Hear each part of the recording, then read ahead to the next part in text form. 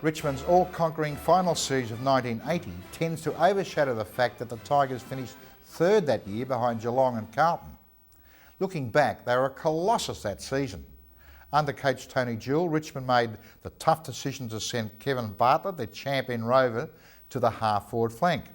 He wasn't all that keen from what we hear, but it was an inspired decision as he kicked 84 goals for the season and would dominate the finals. Grand final day saw Jewell pitted against his old mentor Tommy Hafey. For the first time, Hafey would take on one of his students, and this time he'd come off second best. Richmond and Collingwood, always great protagonists. They attracted 113,000 people to the MCG, and from the first quarter it was obvious that the black and white army were going to be disappointed.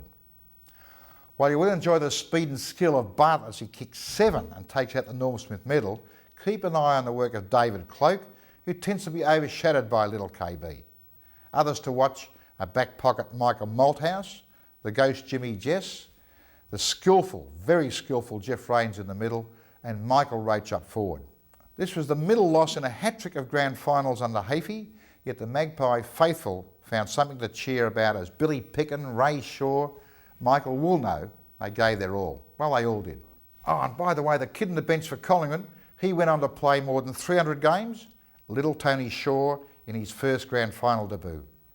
Richmond by a whopping margin, I know that, but it's still one of my top 20 just for the delight experienced by Kevin Bartlett. He was pumped. The 1980 Grand Final, part of the WEG Grand Final collection on DVD, proudly presented by Australian Football Video.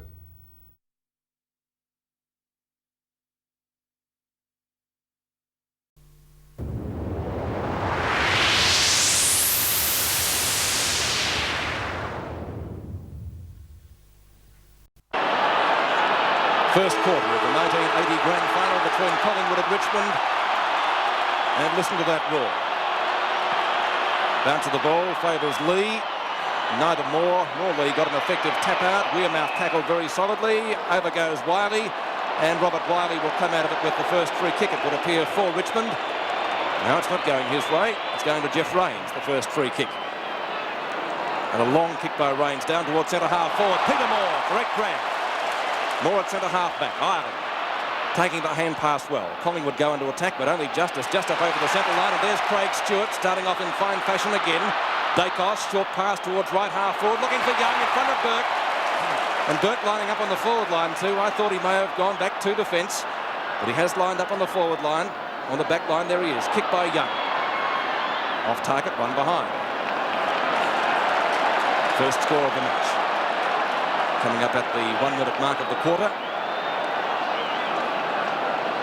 As we wait the kick out now by Michael Malthouse.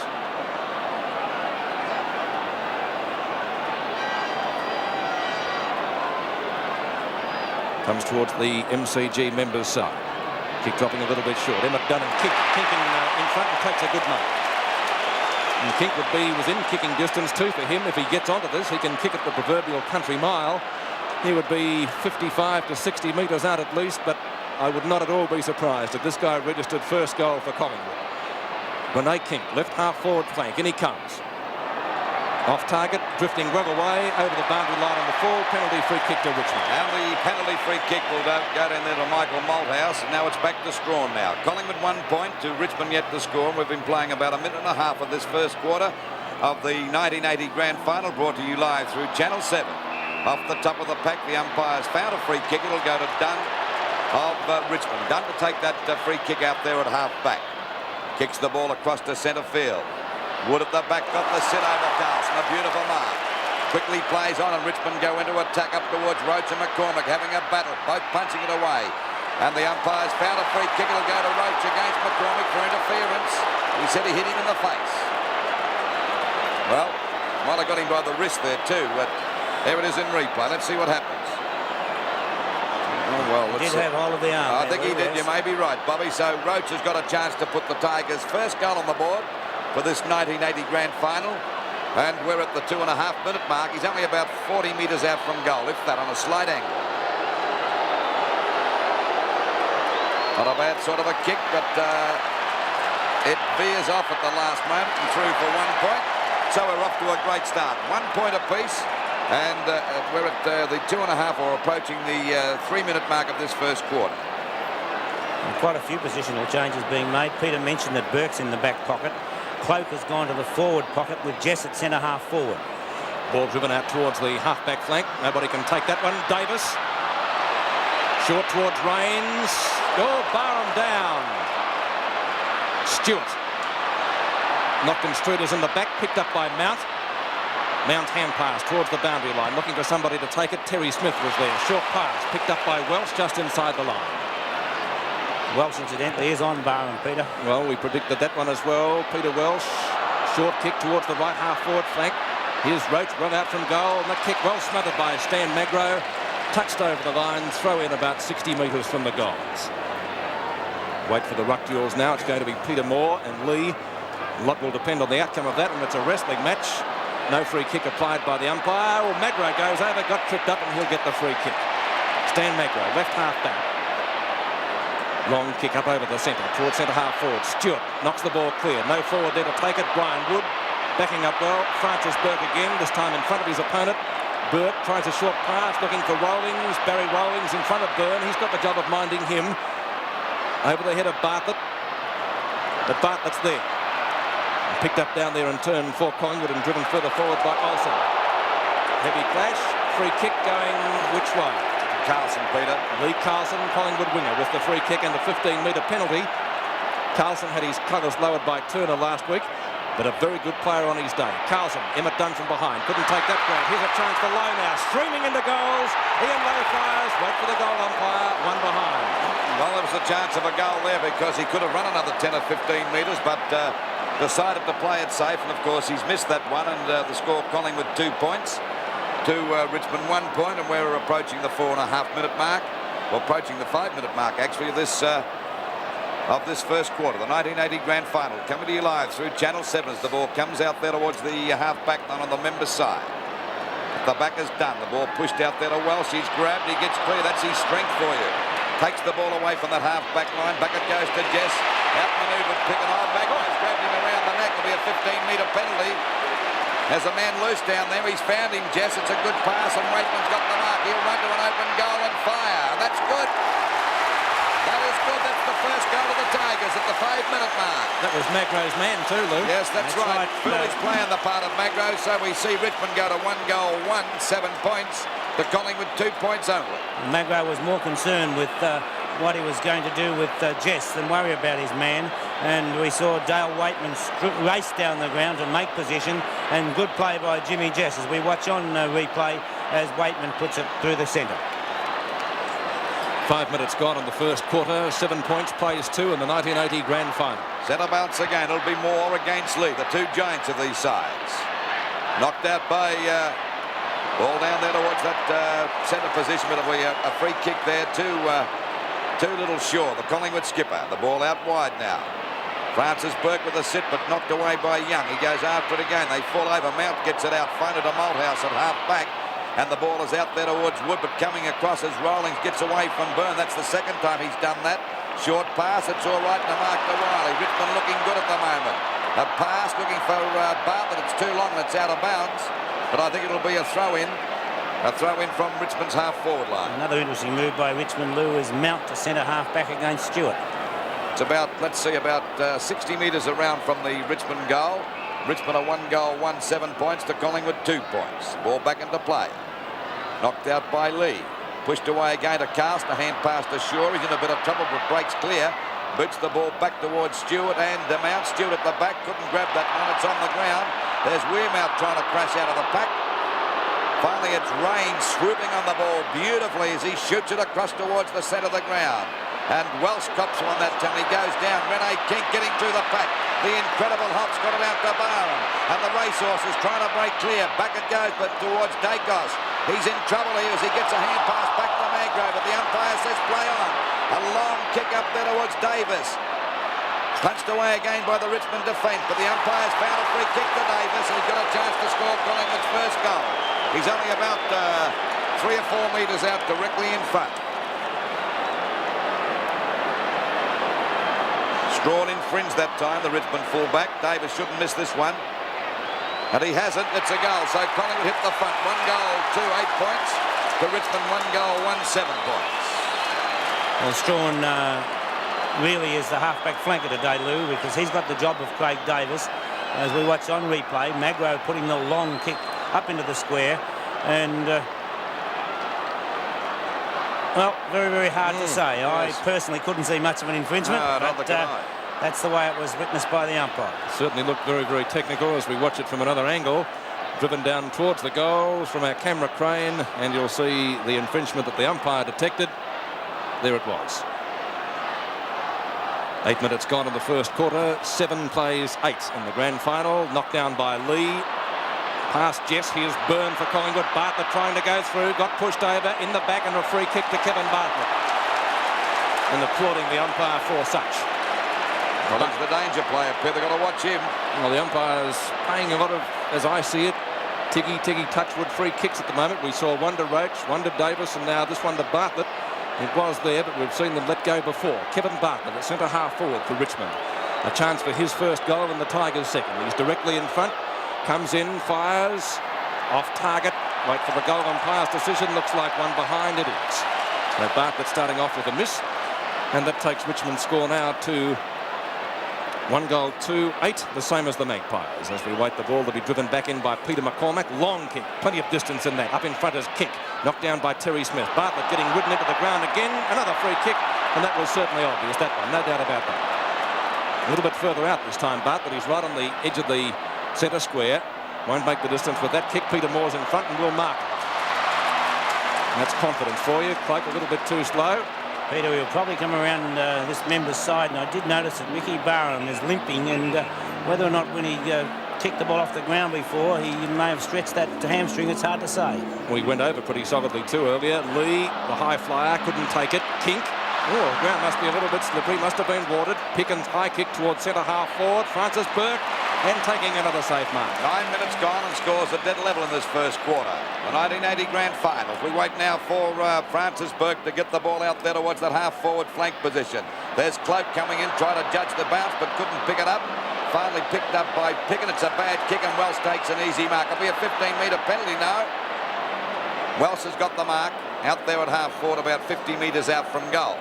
He's got the job of minding Ricky Barham. There's McCormack watching Roach very closely. Beautiful mark for Roach. Outmanoeuvred him completely. Too tall, Lou. A beautiful mark from behind that time. He's right on the edge of the kick-off mark, and a chance to score a goal here for Richmond. And Roach is yet to score his first goal for the club. Welsh has got the job of minding Barham, and there could be a bit of could be a little bit suspect with that fire. The kick is okay. It's another goal to Richmond, so they go to 2 goals, 2-14. To Collingwood, 1 goal, 2, 8 points, and we're just on the 10-minute mark. Watch the replay now as Peter Welsh puts the ball down. It was a bad piece of defensive work in the first place, Lou, by Bill Picken to virtually go straight across the ground when there was nobody there. And from our crane now, we watch as Roach puts the ball through. It's the Clark Mobile crane, of course. 11 minutes gone in the first quarter of the 1980 Grand Final. 2 goals to Richmond. Collingwood 1 goal to 8, a difference of 6 points. Well, back to the centre. It's Mark Lee against Peter Moore. Well, they go for the bounce. Mark Lee again, picked up by Pick, and then he fumbled the ball. He goes down. He got one on the back of the head that time from Jimmy Jess. I think he's okay. He's a little short of the centre field position. Looked a bit stunned there, Billy, but that look seems to be with Billy for some time. But he soon lightens up when the ball comes near him. The ball kicked out there towards Rene King. Not a very good kick. It bounces back there, punched away by Rains, out towards Byrne. Byrne and Rawlings, down goes Byrne, but he recovers pretty well, but takes the ball over the line on Collingwood's half-forward line, about 60, 70 metres around from their goal. Capacity Housey today. Now they're in for thrills and spills as Stewart and Lee go for the knockout. Knocked out by Lee. Ball kicked back by Richmond. A chance for Rains to go with a punch. He does, looking for Wood. Carlson taps it out beautifully over to Davis. And there's Shaw running to an open goal. Doesn't make the distance. Lowe's got a chance to mark. It's too long. And the ball is out of bounds right against the Collingwood point post. So the pressure now on the Richmond defence. 6 points the difference in favour of the Tigers. And they've been on top of the league ladder for most of the year. The Collingwood side are the underdogs at the moment. Knocked out by Olsen. Wearmouth on the boundary. Got one in the back. He'll get a free kick for sure. No doubt about that. Pushed him fair square in the back. And Wearmouth has a chance to score a goal, but it's a very difficult shot. He'll give himself plenty of room, Lou, and maybe run around at the last moment. Well, at least he's got one thing in his advantage. He's on the right side for a right footer. That's what he's done, as Bobby Skilton advised. And he's put it right through the middle. Wearmouth's first goal for Collingwood, their second. And let's check the scores. We see 2-2-14 to Richmond. Collingwood also the same score. Well, we couldn't wait for anything else as we watch on the replay as Wearmouth leads in the race for the ball, under pressure from both Malthouse and Waitman. And, well, as Lou called it, he was certainly helped along, and I think Ronnie helped us also.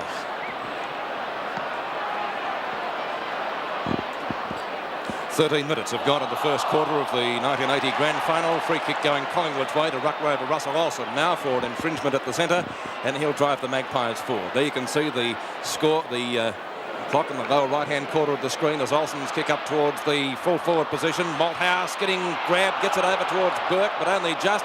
Well smothered though by the Collingwood players. It was Stewart coming in quickly, and it will be a throw in. Peter, it's obvious that Mervyn Kane is going on and off the ball with Russell Olsen, and Terry Smith on and off with Renee Kink. Stewart and Dunn contesting the boundary throw in. Knocked down to Kink. Well, holding the ball, says the crowd, and umpire Ian Robinson certainly agrees with that, and Richmond not wasting any time either as Malthouse drives the Tigers out of the danger zone. Lee cleverly knocks it forward, jumped at the wrong time, but then biffed it over his head. Here's a go for Magro and Bartlett. Magro gets there first. Jess tries to go through with the elbow. Free kick to Collingwood. Andrew Ireland, the recipient. Ireland at right half back. He's almost down towards the back pocket, actually, Ireland. Boots the ball out of the danger zone again. Towards the centre of the ground. Moore missed it. Over the top was Wood, but it comes to Wearmouth. Back to Rains. Rains gets around nicely. Kick doesn't cover much distance, though. Ray Byrne. Long hand pass. Carlson is on centre wing. We'll put Collingwood forward again. He started off pretty well. Lee Carlson out on his wing there today, looking for Lowe. Knocked away from him. Olsen's there, high towards full forward. Barham and Welsh. Stewart. Back to the skipper, Ray Shaw, calling forward as low. Too slow to get rid of it, though. Very scrambly play over the boundary line for a throw-in. In the forward pocket, or between the pocket and the half-forward flank. Actually, that means it's about 45 metres around from the goals. Mount contesting from the front, knocked down by Emmett Dunn, taken away by Ray Shaw. Roving well, the Collingwood skipper, he'll fire at the goals. Is it coming around? Hit the post. Hit the post. One behind with the Magpies, so Collingwood hit the lead by that margin. 2 goals 3-15 to 2 goals 2-14. 15 minutes gone of the first quarter as we wait now for the ball to come back into play. Francis Burke boots it out there towards the centre. It's over centre half back. It's a long kick, and there's nearly a mark. No to Dunn. He didn't pay it. Wearmouth fumbled. He got one in the back. Umpire said it'll be a baller. I thought it was nearly a mark to Dunn that time, Bob. It did look that way, Lou, but well, we'll see how consistent they are at making the players really hold them. Back it goes again. Knocked out by Stewart. A beautiful knockout. Renee King trying to burst through the pack, but this is Wood coming out at centre half back. The ball back towards Richmond's centre half forward position. Picked up by Waitman out to Bartlett on his gun. He looks dangerous as he hooks the ball out wide. He's gone for a short pass to Jess. And Jess has played on foolishly that time. Put Welsh under pressure. But he gets away nicely from Magro. The ball up there towards the full forward position. There's Roach at the back. The ball pushed out by Moore. Scooped away again by Morris. And the ball is out of bounds about 30 metres around from the Richmond goal. Collingwood at the moment 2-3-15 to Richmond 2-2-14. 16 minutes gone of the first quarter. Lee got a knockout, but not a good one. It's finally pushed out to Bart. This looks dangerous on the boundary line. A goal coming up. It's a goal. Henry does it again. Beautiful goal by Marvel. He's giving the victory sign as he runs past there with the fist in the air. 17 minutes gone, and Richmond go to the front now. They're 3 goals 2-20 to Collingwood at the moment 2 goals 3-15. We watch again on replay, and we find Kevin Morris nowhere near Kevin Bartlett. Wherever Bartlett goes, Morris has to make sure that Bartlett is Morris is between Bartlett and the goals. 17 minutes gone in the first term. 20 plays 15. 5 points the difference. Moore and Lee. Peter Moore with a big fist to it. Down towards right half forward. Chance for Kink to pick the ball up. Mount tries to grab him, but he's too fast and too big. Kink. Hand pass out okay. Young fires at the goals. Is it a quick answer for Collingwood? I think not. And through for only one behind. So that makes the difference. 4 points now in the first quarter. 20 plays 16. 3 goals, 2 behinds to Richmond. 2 goals, 4 behinds to Collingwood as the sun valiantly tries to peep through the clouds. Not a bad day for football though. Hardly any breeze. Michael Malthouse's kick dropping a little bit short again. Dunn's there. Knocked away by Lowe. Wiley goes the wrong way. Looking for Malthouse. Got met heavily but stood his ground well over the boundary line. And we'll see a throw-in taking place in the forward pocket. Forward pocket for Collingwood. 1980 Grand Final. Attendance around about the 115,000 mark. Stewart and Dunn. Knocked down by Stewart. Wearmouth. Craig Davis. Snapshot for goal. It was touched. It won't be a mark. And Peter Wells, sensing that, knocks it over the boundary line once again for a throw-in, but this time closer to the goals by about 10 metres. Same 2 players contesting the boundary throw-in. Stewart and Dunn. Knocked down towards Malthouse again, doing a good job in defence for the Tigers. Jimmy Jess. Lee cleverly knocks it on. Well played by Richmond. Jess goes for a short pass, which was a shocker as you saw. Magro, over he goes. Must be slippery out there, as I said before. Free kick going Richmond's way for holding the ball. Jeff Rains taking the pass. Looking down there for Cloak. He's in the goal square. He's got the front posse and almost the mark. Wait for the umpire. No, touch through for one behind. Almost a mark to David Cloak. The scores now in the grand final. 21 plays 16, a difference of 5 points. 19 minutes gone of this first quarter. The ball back into play again. Out there towards centre half back. Wood couldn't hold that mark. They're all missing there as we see the ball pushed out by Smith. In goes Wood again. He scoops it between his legs and the umpire decides to ball it up out there at centre half forward for Richmond. It's about 60 metres out from their goal. They're in front by 5 points. Knocked out by Lees, dominating those bounces or those ball-ups at the moment. Oh, beautiful play by Wood. Back it goes to Kane. A long shot for goal. It's not a bad sort of a kick either. Goal. That's a goal. So at the 20-minute mark, the Tigers now 4 goals, 3. 27 points. To Collingwood, 2 goals, 4, 16. Well, that was a nice bit of play on the part of Wood too, Bobby. Well, Wood is one player that Richmond always look to for, I'll say, leadership in his endeavours, the way he goes about his football, and hasn't had the best of years. And to see Brian Wood come back after a couple of broken legs, it is really great, not only from a Richmond point of view, but from a football supporter's aspect. 20 minutes into the first quarter, 27 plays 16. Centre bounce again. Lee doing the better at the moment. Lee got another one back there towards the centre half forward position. They're all missing at the moment. Oh, good play by Olsen. Not playing a bad game for Collingwood today either. Mount forces the ball out towards Smith. Then Mount tucks it away from Smith. The ball out wide. There's a chance now for Wiley to send Richmond deep into attack as he goes for a pass out towards that boundary line, looking for Roach, but it was a bad kick. Perhaps he'd have been better to go straight at the goal. So it's out of bounds, about 30 metres around from the Tiger goal. At the moment, they're 27 points to Collingwood 16. There we see Peter Moore. Peter Moore against Cloak this time. Both manoeuvring for position. Now it's Moore breaking away from the pack, and can this big fella go? As the ball is shot back towards the centre of the ground, but where are the Collingwood players? That's Rains out there on his own, not a player within Kiwi to try and tackle him there, so he's got the ball very easily out there at centre half back. Out towards Jimmy Jess, and jumping Jimmy gives a hand pass over now, and Strawn sends them back over their half-forward line. Punched away from Morris by Bartlett, again by Waitman. The team backing up. Oh, bounced the wrong way for Bartlett. Now Morris taps it out looking for Dacos.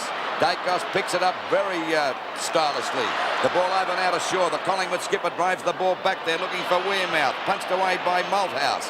Back it goes to Jess. There's plenty of Tigers here at the moment. That's a hand pass back to Mount. He manoeuvres well and finally gets another hand pass. We see the ball driven back towards Richmond's half-forward line by Strawn. And they missed it by that time. Picked up by Wiley. A long shot up there towards Cloak, and Cloak's got it. They're looking pretty strong at the moment, Richmond. He's too big and too strong for Ireland, Lou. Well, and you could say the same down there for Roach against McCormack, because both these fellas have the ability to outmanoeuvre their smaller opponents. So there's a chance for a goal here. Let's see the shot. 1 point. So at the 22-minute mark, we see Richmond increase their score by their 4 goals for 28 to Collingwood 2 goals for 16. 23 minutes gone in the first quarter.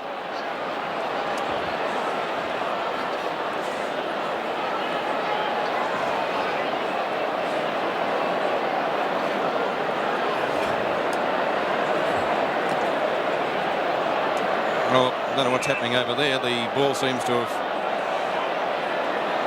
got lost. Everyone blaming somebody else. That's right.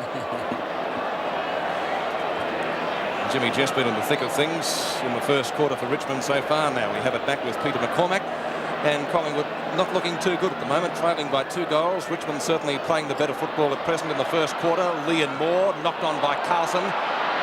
Mount jumping very high, gets it away, ridden into the ground. No free kick forthcoming, or is there? Yes, there will be.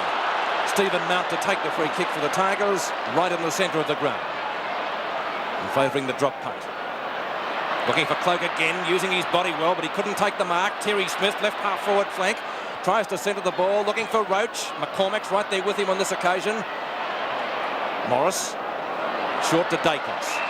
Dacos at centre half back. Collingwood a little bit nonplussed at the moment. The Richmond onslaught has certainly caught them off guard. Long kick by Dacos. Strawn at the back. Not clear. Davis. Scouting well to Wearmouth. Has to get rid of it. Francis Burke right on his hammer. And well severed. Burke's almost got him though. Well played. The old fella didn't give up. Davis almost caught. Gets around 2 Richmond opponents and fires at the goals. It's certainly worthy of one. Kinks in the square. Touch through. One behind to Collingwood when they need a goal. So the scores 4-4 to 2-5, 28 plays 17. That's a difference of 11 points here at the 1980 Grand Final. And wherever you're watching throughout Australia, throughout the world, we hope you're enjoying it. Francis Burke now from fullback. One of the most experienced players in VFL ranks and probably the oldest on the field without looking at the stats. Craig Stewart. Low. Couldn't take the ball. Getting out of it. Almost was Wood, over towards Rawlings, but it was conceived as a throw by the umpire, and that will mean a free kick going Collingwood's way, plus a 15-metre penalty to be taken by Ray Shaw. And Shaw within kicking distance. He'd be about 45 metres out from goal and almost directly in front. Hasn't scored a goal so far today for the Magpies. Their goals having been kicked by Wearmouth and Davis. Ray Shaw. Very important kick for the Magpies. In he comes. Wait for the goal umpire. Hit the post again. That's 2. 2 posters to Collingwood. So luck not on the side of the Magpies today. Both to Ray Shaw too, Peter. That's right. And we check the scores. That will make the difference now. 10 points. 2-6-18 to 4-4-28. Waiting for the ball to come back into play again by Francis Burke. Out there towards that half-back line. Wood at the back of the pack there. Neither Wood could mark at that time. It comes down to Rawlings, a hand pass back to Range, in a bit of trouble, nearly holding the ball. It's knocked out to Rawlings again, spins out of the pack, and that's a bit of luck there as we see Kane get it over to Wood again. Richmond combining well, out the little Waitman on his own, and now he's got a chance to go for a run and drive this well up there towards Roach. Roach, that's Cloak down there with Ireland. He's got the mark, he's played on his side, he's missed it. Oh, golly, he should have gone back for a kick. Oh, what a chance, what an opportunity by Cloak wasted that time. He's missed 2 from the same distance out, Lou. Well, he could have gone back and easily made a certainty of that. At the moment, Lou, as we watch on replay, we've got a great shot from our Clark mobile crane. And well, really, even though he played on, it was amazing that he did miss. I think he probably did the right thing playing on. Raines drives it down there to Roach. Roach taps it down, looking for Bartlett. Kicked off the ground by Morris. Nearly in danger. Sure, the hand pass back to Ireland. Put him under a bit of pressure down there in the back pocket. Well smothered by Roach. No doubt about it, the Tigers look the faster and fitter side and the fresher side at the moment. Well, I suppose there's an excuse for Collingwood playing in 3 very tough final matches, and of course the grand final, the toughest of them all. That's Cloak and Moore going for the knockout. Comes down there towards Olsen. He can't pick it up. There's a bit of a stack up here, and the umpire said play on. His little Shaw picks it up down there in the back pocket position to drive it away from the danger zone. Or pushed away by Wood out towards Jess. Jess getting away from his opponent. Shoots the ball down there looking for Roach again. At the back as Moore goes for the big punch. Out there towards little Shaw again. Cloak's right on his tail, but he can't save it in time. And the ball is out of bounds. 27 minutes gone of this first quarter. Richmond 4-5-29 to Collingwood 2-6-18 as we wait now for the ball to come back into play. Well, Cloak finally forced that down to Jesse. He's doing a great job on Billy Pickens. We see Kane send the ball back looking for Roach again. He's got it. What a great mark. Well, I think they'll have to do something about that. He's certainly got the drop on McKenzie. He's going for goal number 2 now. McCormack, I should say. Well, he's only on the edge of the... What's this knockout that time by Moore? Well, actually, Cloak actually bringing the ball down. And as you said, Lou, Jimmy Jess is doing a great job against Pickens so far. Obviously, the tactics for Jess are to run around as we watch the greater height of Michael Roach come right over the top. Right now, he's lining them up. And has put it through for another one to Richmond. And they take their total to 5-5-35, leading Collingwood 2-6-18. And goal number 2 for Roach. I guess Collingwood could be thankful, Bob, that Richmond are not kicking straight. We mentioned that Cloak has missed 2 from the 10-metre square. So they could be further in front. It sometimes alters the game when the ball is brought back to the centre, but with the ruck work of Lee so far, it could have been coming back down the ground again. But Tommy Hafey must be in a bit of a quandary at the moment, wondering whether or not he should move McCormack. Time on being played in the first quarter. Richmond playing very well, leading 5-5 to 2-6 as we await umpire Robinson to put the ball down and get play underway again. Moore and Lee, we'll see them contesting just about all the centre bounces today. Rains tries a short pass looking for Rowings, who's got Byrne right on his hammer. Free kick is it to Byrne against Rowings. And Ray Byrne to take the free kick for the Magpies at the right half-back flank. Are they suffering from the collie wobbles again? Getting up high was Mount. No free kick there. Wiley down. Well played by Kane, but it comes out towards Peter Moore. Scouting well as Byrne, but the ball doesn't bounce too well for him. It bounces better for Wood, but he's also in trouble. A hurried hand pass looking for Rowings, not successful. Carlson's there, screws the ball back towards the centre square. Jess playing in front again. He's one of Richmond's best so far in the quarter. Morris, Carlson. Lee Carlson's kick up towards centre field. Mark spilt by the skipper Ray Shaw. It doesn't look as though it's Collingwood's day at the moment. Mount gets it out to Wood, but not really well. Plenty of fumbling out there, and the umpire has decided to ball it up, and that ball up will take place right on the point of the square. Still in Richmond's attacking zone, though.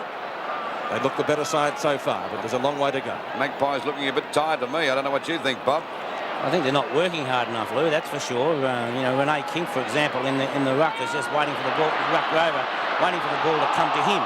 Strawn tries to get it to a teammate, eventually goes to Francis Burke, and Strawn gets it back again. Tries a short pass in towards the centre wing position. Jeff Rains is there. He's a speedy character, and there's no one within 10 metres. Tries a short pass up towards centre half forward. Not a well-directed one, but it does find Robert Wiley eventually, who fires at the goals. Wait for the goal umpire. That's a miraculous kick from Wiley. Full points. What a goal. Great goal from Robert Wiley. And so Richmond go further ahead. We check the scores. Collingwood 2-6-18. And Richmond now 6 goals, 5, 41 points. Watch on replay now as Jeff Rains, after gathering the ball on his own, Renee Kink not quite able to get the hands up, and then Wiley almost looking as though he didn't even have a look where the goals were, made no mistake. 31 minutes now gone in the first quarter, 41 plays 18. Well, 23 points down after a bad start. Collingwood, the ball knocked out by Lee again. Not a good one. Dacos is trying to grab it at the pack. Finally spins out beautifully that time. It's a bit of class as he sends the ball up there towards the full forward position. There's Dunn coming across. He's dropped the mark, but I think he's going to play the free kick. He could have even played the mark that time, I would say. Contrary to Richmond, Lou, Collingwood definitely lack height up on that forward line. Well, I think they lack it down there on their back line at the moment with Cloak and Roach down there. There's the siren for the end of the first quarter, and it's certainly been Richmond's. And at quarter time in the 1980 Grand Final, which is coming to you live wherever you may be throughout Australia and let's say right throughout the world. Richmond are doing it well. 6 goals, 5, 41 to Collingwood, 2 goals, 6, 18. It's going to be Peter Moore on left of screen, Mark Lee on right of screen to contest the first bounce of the second quarter of the 1980 Grand Final as umpire Robinson bounces the ball. Magnificent bounce too, but it does favour Lee. Moore gets a slight advantage. Collingwood through Stewart, hand pass, go forward. A chance for Craig Davis. The ball doesn't bounce too well for him. Well played, Michael Malthouse. He's been a very good Richmond defender so far, and so is this guy, Jimmy Jess. Not that he's playing in defence at the moment, but that kick puts Richmond up towards their attacking zone. Bartlett's down there, streams past the ball actually. McCormack, well shepherded by Ireland, tries a short pass up towards the flank it is, and there's Jess again, shaping up as the best man on the ground. Jimmy Jess, who had some off games during the year, but then again, didn't everybody? He's certainly producing his best today, and he likes to kick the ball a long way. That's no exception. Roach behind, has the grab. No mark played by the umpire. Very strange. Roach certainly looking for it, and the Richmond crowd were too. But umpire Bill Daniel says no, sir, and that will necessitate a ball up in the goal square. You make up your own minds. Very, very close. He did seem to have 2 grabs on that for mine. Back live, another ball up will take place, or will it be a free kick to Collingwood? It's going to be a free kick down there in the back pocket against the goals to be taken by Collingwood's vice-captain. That's Kevin Morris. And Morris will come out the grandstand side. Looking for Carlson. Wood's too tall. Brian Wood, a very experienced campaigner for Richmond. Much too tall for Lee Carlson on that occasion.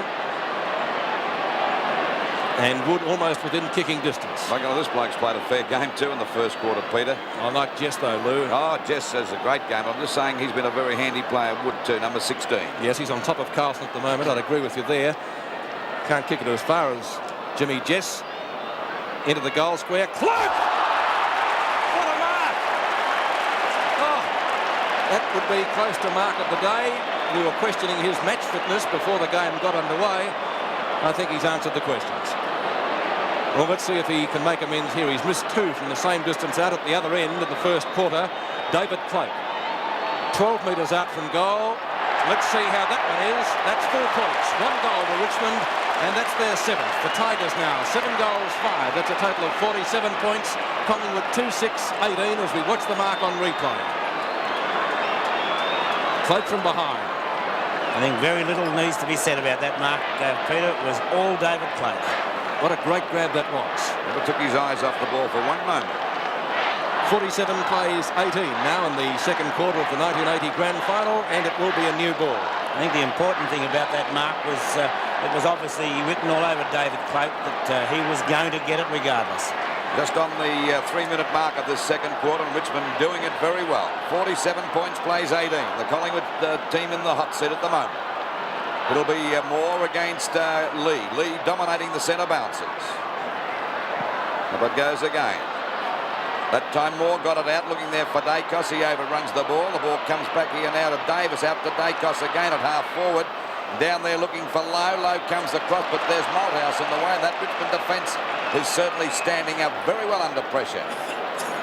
They've played very well, Malthouse, Burke, and they're combining well down there in that back pocket. Malthouse out there now, and we see a mark to Mount.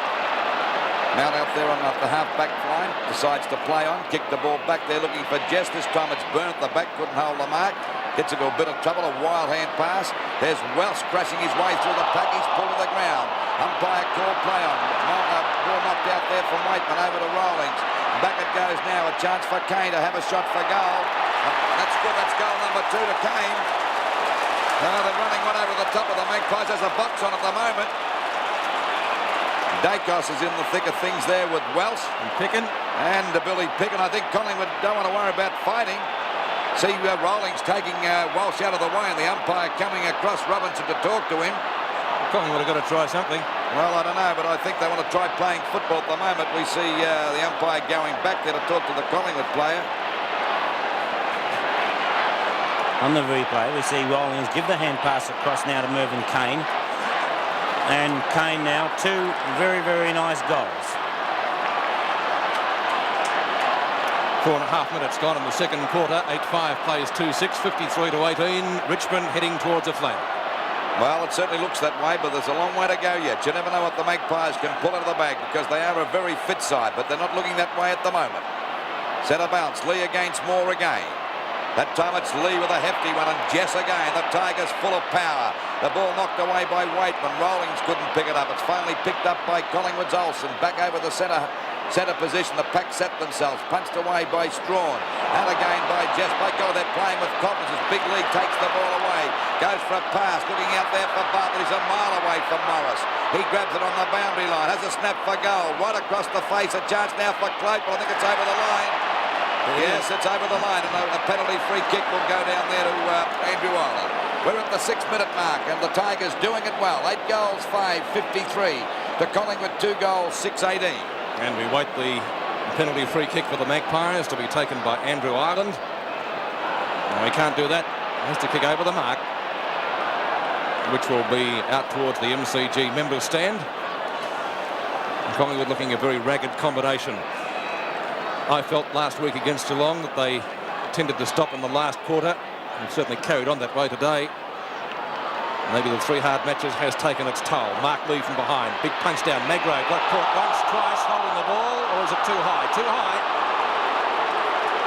Stan Magro and taking the free kick towards centre wing. Jess in the middle of the pack.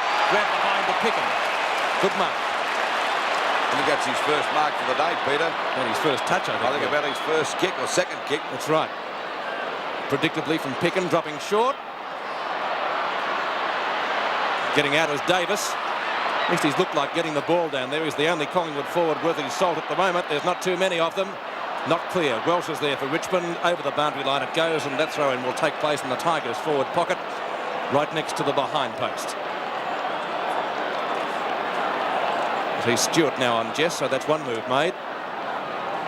Dunn in front. David Young. Touch through, I think, for one behind. Yes, it is. Now Collingwood badly needing a goal. Can't score them. Francis Burke will kick out from fullback. A better play you wouldn't find for going all day. How long will he go? I think he'll be back next year. I guess all Richmond supporters will be hoping that. Francis Burke wide towards the flank. Barham. It's about his first touch of the day too. Maybe his second. Barham tries a pass. Not too well directed towards Picken. Shaw eventually picks it up. Is he off target? Wait for the goal umpire. Now it's a goal. Badly needed one too for the Magpies. And that's Shaw's first goal. Collingwood now 3 goals, 7-25. Richmond 8-5, 53. Mike Woolnough there warming up on the interchange bench. So it'll be interesting to see what move it is. And it's Ricky Barham to come off the ground and Woolnough go on. So you know, it was surprising to see Barham spending most of his time in the forward pocket. But Barham now off, Woolnough on as Ray Shaw kicked that goal. Well, you were right, Bob, about Barham being injured, and he certainly did limp off the field. That's a bad blow for Collingwood, but he did seem to aggravate that injury early in the first quarter, so Barham obviously not too fit at the moment. We're at the 8-minute mark, and the Magpies down by 28 points. 8-minute mark of the second quarter. And the Magpies not going too well at the moment. But that goal might give them a bit of hope. No, there's a long knockout, but picked up again that time by Stewart, now playing at centre half back, a hand pass. Coming out to Rains. Rains drives it up there towards the full forward position. Richmond fighting out there. Roach trying to pick it up, and there's Cloak. They're piling in the Collingwood defence, and the umpire's going to ball it up out there on that, well, on the edge of the square virtually. It'll be a ball up only about 3 or 4 metres out from Richmond's goal. Cloak and Moore. The free kick to Moore that time against Cloak for interference. Collingwood 28 points down. If we wait now, Moore from that full-back position to get Collingwood out of trouble. Kick falls a bit short. Dacos in front, dropped the sitter that time. There's Carlson going for kick off the ground. And a mark there to Young. Oh, what an easy runny drop. This gives Francis Burke a break. He's grabbed by the legs just about. Down they go. Nearly one in the back to Richmond again. But everyone's missing as we see Wearmouth trying to crash out of the pack. And the umpire's going to ball it up at centre field. By God, that was a bad miss by Young that time. It's the sort of thing that loses games. That's right. Lee goes with a big punch. He's dominating the ruck. Back it goes there to Wool now. Replaced Barham as the ball goes back there again over Carlson's head. A chance now for Kane. Kane with a hand pass out wide to Waitman. They're playing great football, Richmond. Back it goes to Wood. But he got a touch of the fumbles in chips, so sure, he's doing a pretty good job for Collingwood today. Over Collingwood's half-forward line. Out it goes towards Billy Picken playing down. Got one in the back. Dropping the ball. I thought it might have been in the back. I think he put on what you might call a little bit of an act and fell forward. Well, they've switched them over. Stewart playing at centre-half back and Billy Picken playing at centre-half forward. The ball down there towards the wing position. Rene King coming across. Try to grab that mark. Shaw again. But it's a bad kick and a mark to Kane, but the umpire's found a free kick. It'll be downfield, and the free kick will go to Carlson. Carlson's got a chance now to send Collingwood deep into attack. It's a cross over their half-forward line. Up go the pack, no one takes. Oh, that's Stewart down there. I thought he's playing at centre-half back. The ball kicked out wide. Has a go now for Olsen to pick it up. If he's good enough, he's fumbled. He's grabbed. He's got one around the neck. He's got a free kick. He's got a hit in the face, I think. Now, Olsen's got a chance to score a goal. He's only about 30 metres out. The distance won't worry him. It's just a matter of accuracy. Not the most reliable kick in the side, Lou. Well, they're trailing by 28 points. This will make the difference. 22 points, and Olsen's yet to score a goal. No, that's a shocking kick. He's put it out of bounds, and a penalty free kick to go to Dunn down there in the back pocket for Richmond. You were talking about Stewart going down on the forward line. David Young has been given the task of Jimmy Jess at centre-half back. Emmett Dunn is the man on screen. I think Stewart went down there for a while and he came back, Bob. They must have realised that Young might be the man to do the job. Dunn was looking for Lee, but Peter Welsh at the back of the pack was backing up well. Welsh fires a short pass, looking for the man of the match, Jimmy Jess, but it just beats Robert Wiley over the boundary line. And what's happened down here? Jess having a slight altercation with David Young. And umpire Bill Dalla coming in to say, let's have wiser heads prevailing, fellas. Lee and Moore. Ray Shaw. Short out of the pack. Malthouse, he's played very well today, so too is the whole Richmond side. But Malthouse and Jess, in my opinion, have certainly shone out with Mark Lee, who got a nudge out there and will get a free kick. He's certainly taking the points off Peter Moore. That was the most vital duel of the whole match. Good long kick. Bartlett on his own. Oh, and the 15-metre penalty. Magro jumping right into him. Umpire Bill Dalla right on the spot. Good umpiring. Foolish tactics by Magro. Nothing about that, Peter. A bad mistake by Magro that time. Also with the second goal at Magro's cost Collingwood, because Waitman got one before when Magro decided to rough up Jimmy Jess. And then Waitman broke away while Jess was worrying about the fight, while his opponent was. That's a goal. Bartlett has now kicked his second goal and Richmond go further ahead. And the scores, 1980 Grand Final, Richmond 9 goals, 5, 59, Collingwood 3-7, 25. Well, the big mistake there, Peter, was certainly made. We watch on replay as Kevin Bartlett takes the mark, and the reason that Bartlett was able to take that mark was that his opponent, Kevin Morris, had to mind the mark further up the ground, and with ruck rovers, centre line players and everything else up there, why they let Morris do it, I do not know. 13 and a half minutes have gone in the second quarter. Richmond going further ahead on their way towards a flag. We'll soon find out. 59 plays 25. At the 13-minute mark, the Tigers in front by 34 points. The ball knocked back there towards Kane. There's Young trying to get through the pack, went without the ball. The ball driven up that time by Richmond, but a mark taken there by Morris. Well, Morris can't afford to let Bartlett get 1 inch away from him because he's such a dangerous player. Out it goes towards Billy Pickett, now playing at centre-half forward. Barham limping around the boundary, Lou. It looks as though Barham's going off the ground as the ball is sent back towards Collingwood's forward pocket position. Kink in the front posse. And there's going down as Olsen, one on the back, and Olsen takes the free kick about 45 metres out from goal. Well, he's just about directly in front, but I don't know whether he's that accurate enough to kick this goal. Not the greatest kick in the world, as Peter said before. But the Magpies badly needing another goal. They're trailing by 34 points as we approach the 14-minute mark of this second quarter, the 1980 Grand Final. It's off target and through for another point, so it's 33 points the difference. 3 goals, 8-26 Collingwood to Geelong Richmond, I should say, 9 goals, 5-59. So you're back last week. That's right. Magnificent crowd here today, around about the 115,000 mark, without any fear of contradiction. Collingwood being a little bit disappointing at the moment. But as we've always said, it's a long way to go. It's a funny game, football. The ball comes down to Wood. He's got Millie in the back, but the umpire says play on. Carlson trying to get it out. And the umpire says still play on. No, he's going to ball it up out on Collingwood's half-forward on about 65 metres out from their goal.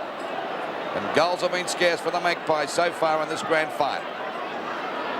There's Lee getting another knockout. Raines trying to get through the pack. He's backed up well. Gets a bad hand pass out. Oh, Moore under his own man, then crashed into Richmond.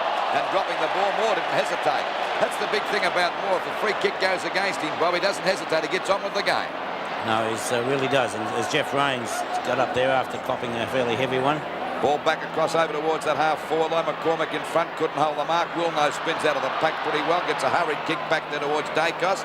Dacos, oh, beautiful block. He's in trouble there. He goes for a hand pass. Olsen spins away nicely. Down he goes. It's a bad one. And this gives Smith the lead in he wants. Out it goes to Bartlett. He's got it. And have a look at the latitude that Morris is giving him. Fair dinkum. He's giving him 14-yard start. At least. Unbelievable. Well, he's playing him from in front, Lou, and you must have Bartlett in your sights at all times. You've got to stand right next to him.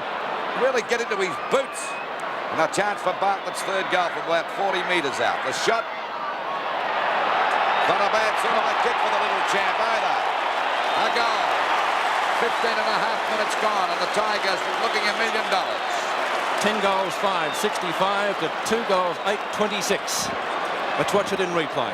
Well, Dacos may be trying to do a little bit too much in the centre there. Olsen a bit unfortunate. He had to hand pass as he was falling. But Kevin Morris way up the ground in front of Bartlett. And, well, some players you have to play in reverse and play from behind. And I personally feel that Bartlett is one of those.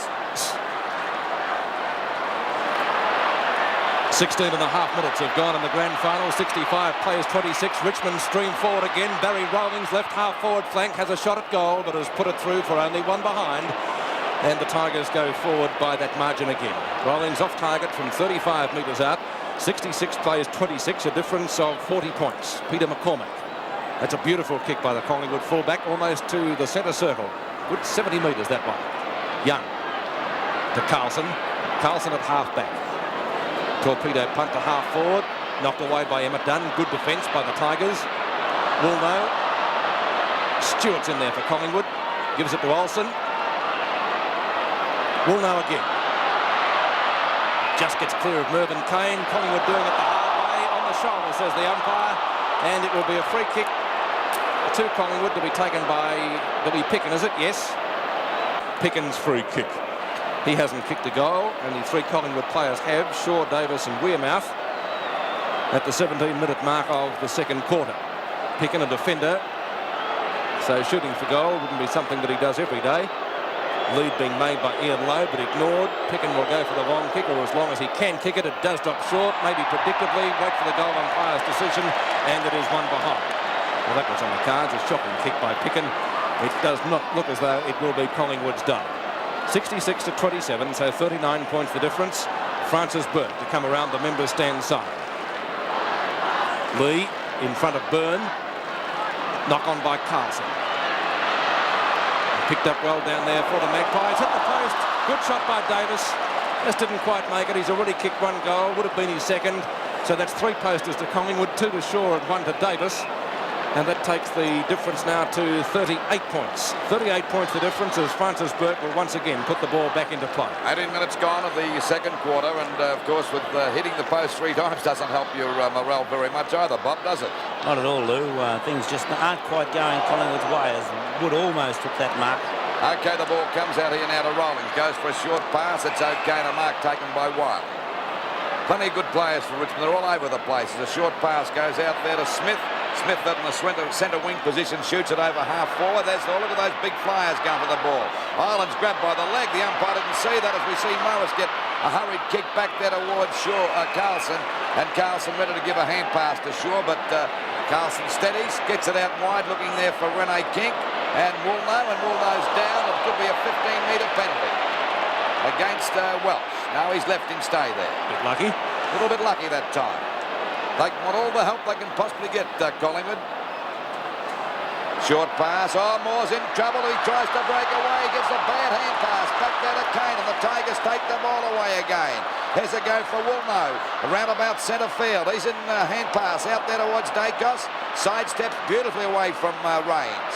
And then again against Wiley. He's a very clever player, but he hasn't been in the thick of things today. But that's a bad kick, and once again Kane to take the mark. He's played a very good game for Richmond today too, Bob. He has. I think Olsen's done well for Collingwood. It's been a fairly even duel there, but I would like to see Rene King working a bit harder as a ruck rover. He's, as I said earlier, waiting for the ball to come to him instead of putting himself where the ball's going to be. Well, they call him the Incredible Hulk King, but they should be calling the missing kink at the moment. Oh, there's a chance now for Carlson. He's starting to play better too this quarter as the ball is kicked up towards Collingwood's forward pocket position. Off the top of the pack the ball goes. There's Francis Burke putting the fist out on the ball. It's out of bounds about 30 metres around from the Collingwood goal. We're at the 20-minute mark of this second quarter. Collingwood 3-10-28 to Richmond 10-6-66. It's all Richmond at the moment. knocked out by Dunn. Ball kicked away by Mount. A hand pass coming back there towards Wearmouth. He can't pick it up. It's scooped out that time by Kane. Picked up by Wiley. Oh, Byrne gave a bad fumble that time, and finally it's Wood getting a hand pass out to Rollings. Going for a short pass, looking for Bartlett. He's away from Morris again. Luckily the boundary line there was for Morris, or he'd have got away and just about landed in the goals.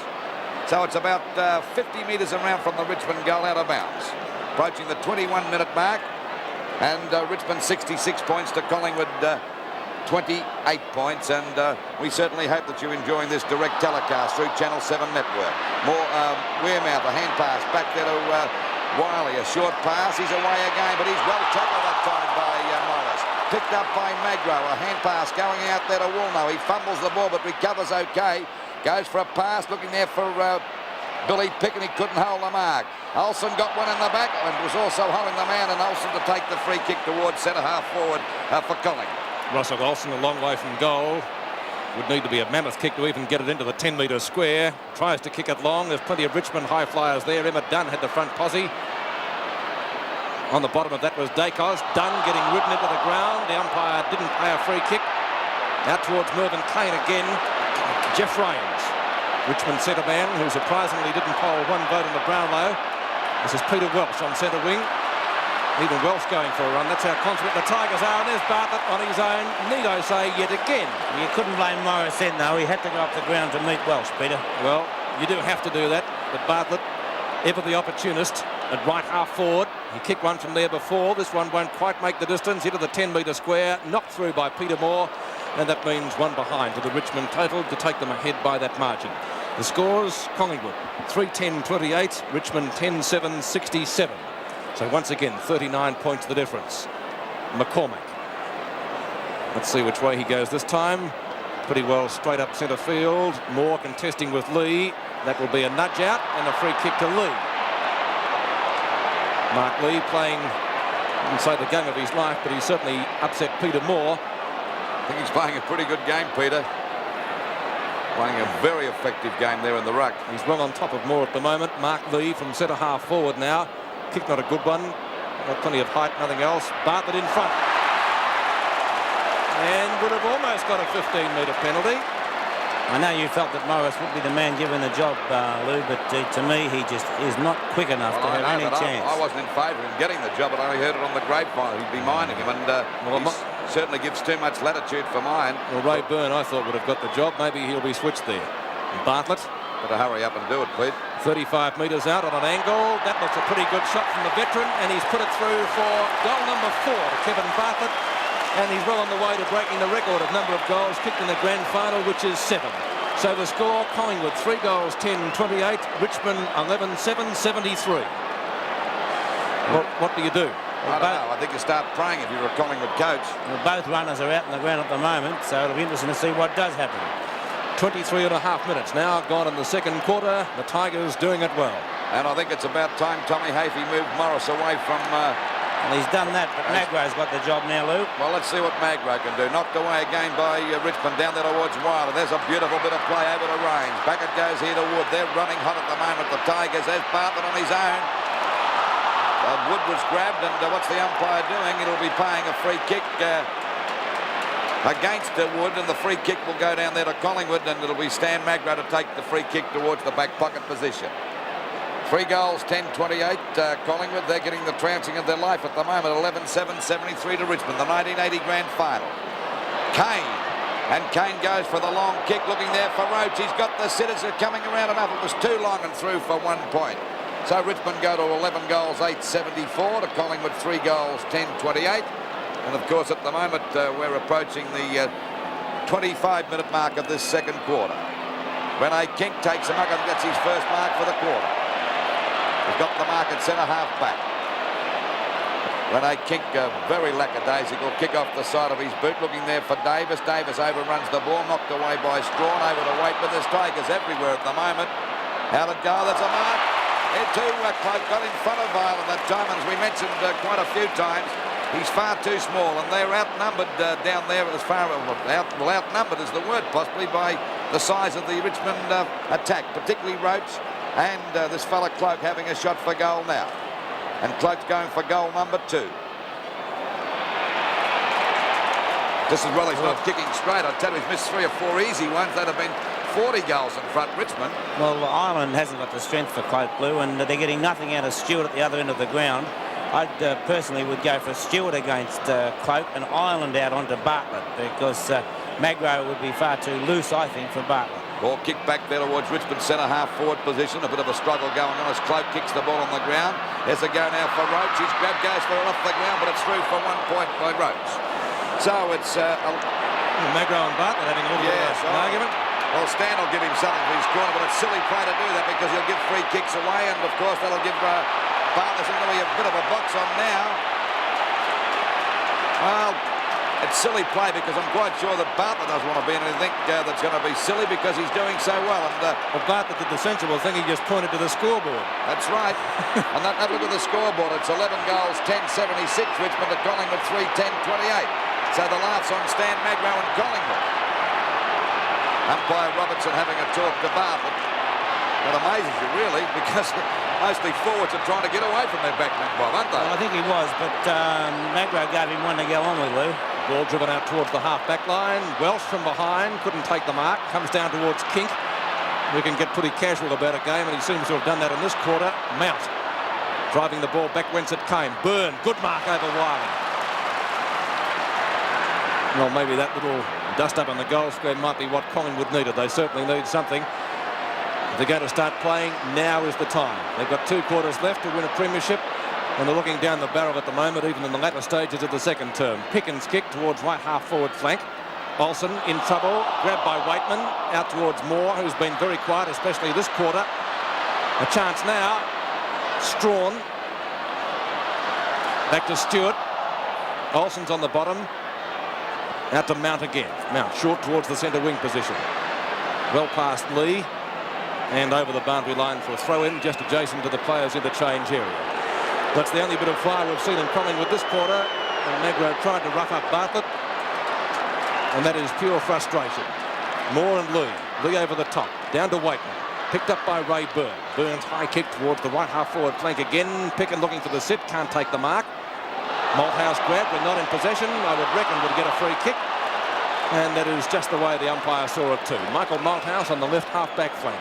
Playing very well for Richmond today. In fact, the whole side is combined as such. Almost a grab to Woolno. Off the hands to Rains, to Jimmy Jess. He can kick it a country mile, as I said. A long kick by Jess. Sailing goal. It's hit the post, I think.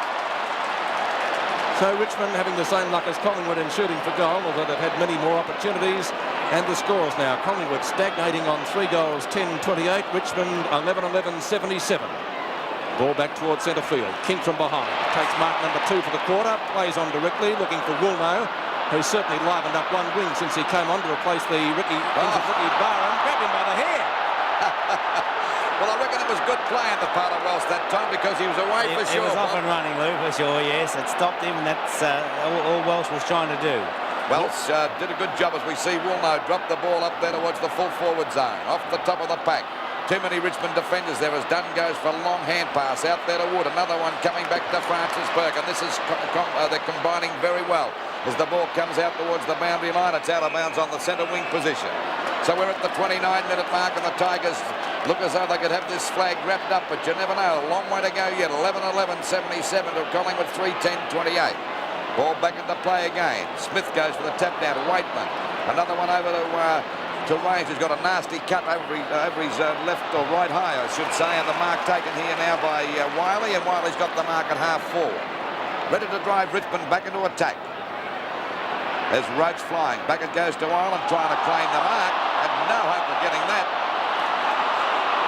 I think he might have been doing a bit of acting there because he knew that he couldn't get out of the pack, so he tried to claim the mark. It's a ball up about 30 metres out from the Richmond goal.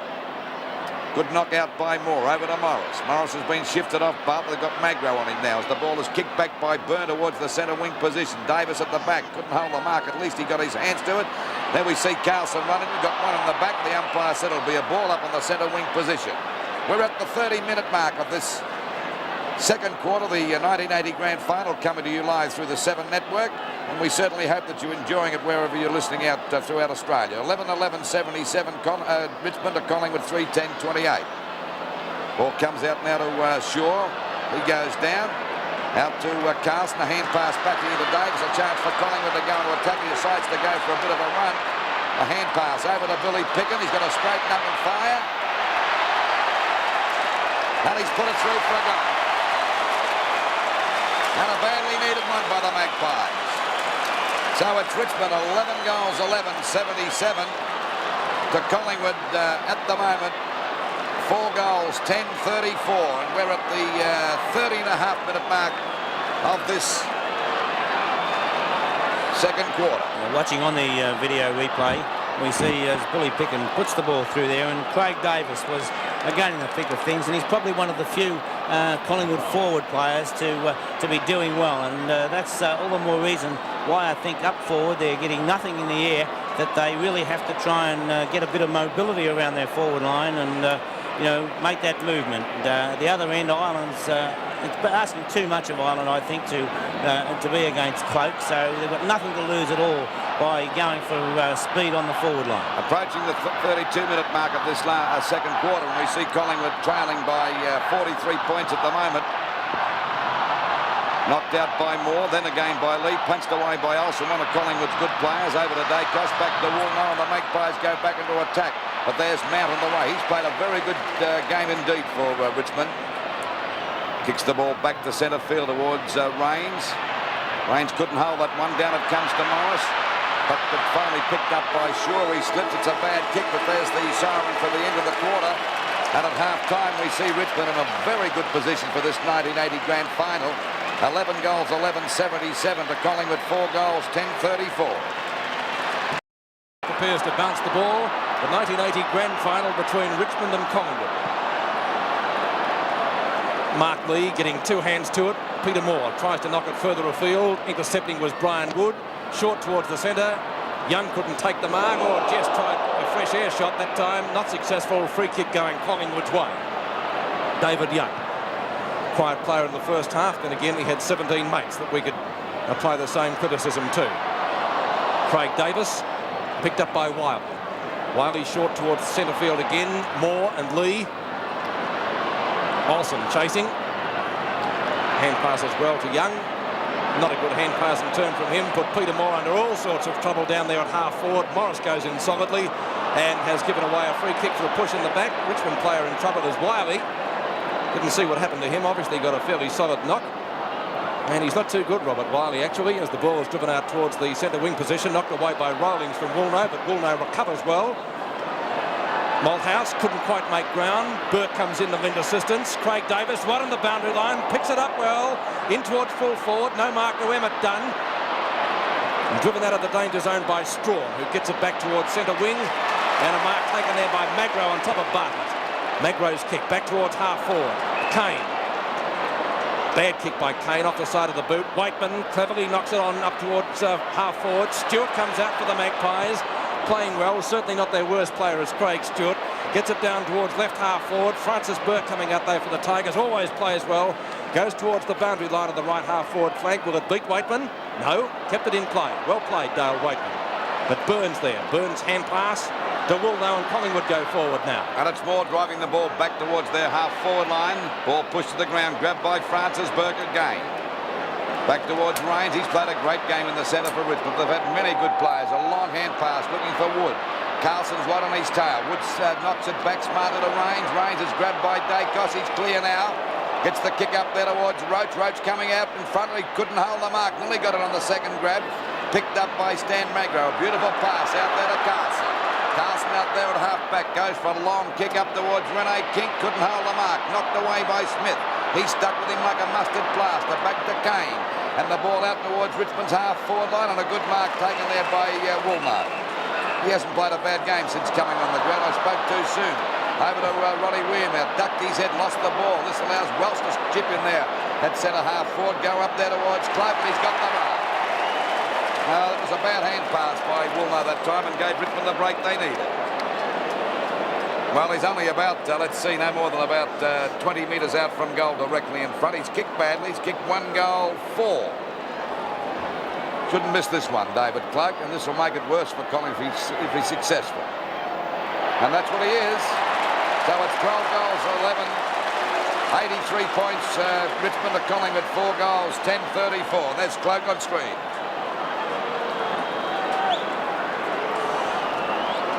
Well, Craig Stewart is down on David Cloak now, but it certainly didn't help in that case, because we watched as Peter Welsh took the ball away and put the ball forward, but Cloak well in front. So Peter Welsh certainly doing his part. 3.5 minutes have gone in the third quarter. Richmond going further ahead with that goal to David Cloak. Umpire Robinson. Beautiful bounce. Lee. Ray Shaw. High towards the half-forward line. Oh, Kink missed a sitter. Tries to make amends. Tackled by 2 Richmond players. Make that 3.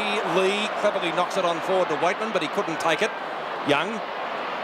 Long hand pass over the top, looking for Wearmouth. Ill-directed. Malthouse is there. Tackled well by Morris. Free kick holding the ball.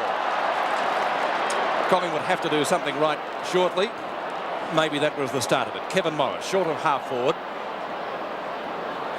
Little pass. Oh, Moore fell over at the crucial moment, so he couldn't take it. Pickens down on the forward line, I notice. Carlson snaps at goal. Burke's there. Tony Shaw over the top and knocked through for Richmond by Barry Rowlands. So one behind Collingwood. Good defence by Richmond. They can afford to give away a couple at the moment. That's 83-35. As we wait the ball coming back into play, straight down the ground. Emmett Dunn behind, too tall for Carlson. Gets it to the turf. Terry Smith backing up well. Bartlett. Showing Stan Magro a clean pair of heels. That's how it's done. Long kick by Bartlett. Looking for Roach. Roach has got the mark.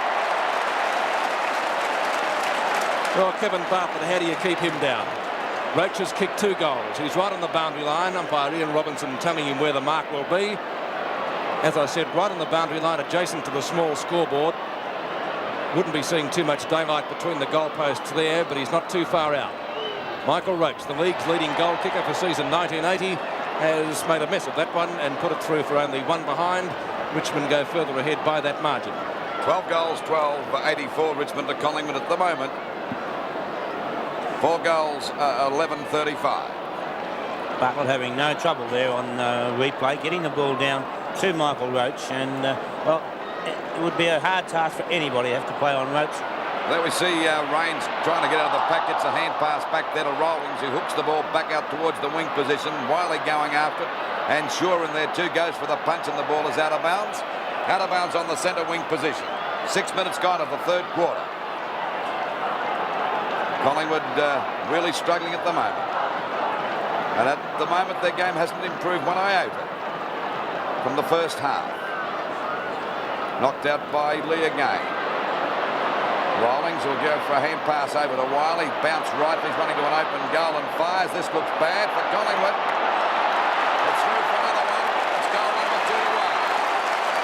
And the Tigers are bombarding the goals. They're 13-12. 90 points to Collingwood. 4 goals, 11-35, and 6.5 just on 7 minutes gone of this third quarter. Mark Lee again having a big say in this goal, because Lee, a beautiful knockout, Lou, as he got it there to Rawlings, and Wiley, well, you know, he's got that happy knack of being in the right place at the right time, and finished that one off with a beautiful goal. 90 plays 35, 6.5 minutes into the third quarter. There's the bounce again.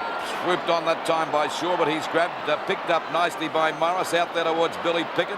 Couldn't sight the ball. He's going after it again. So is Strawn.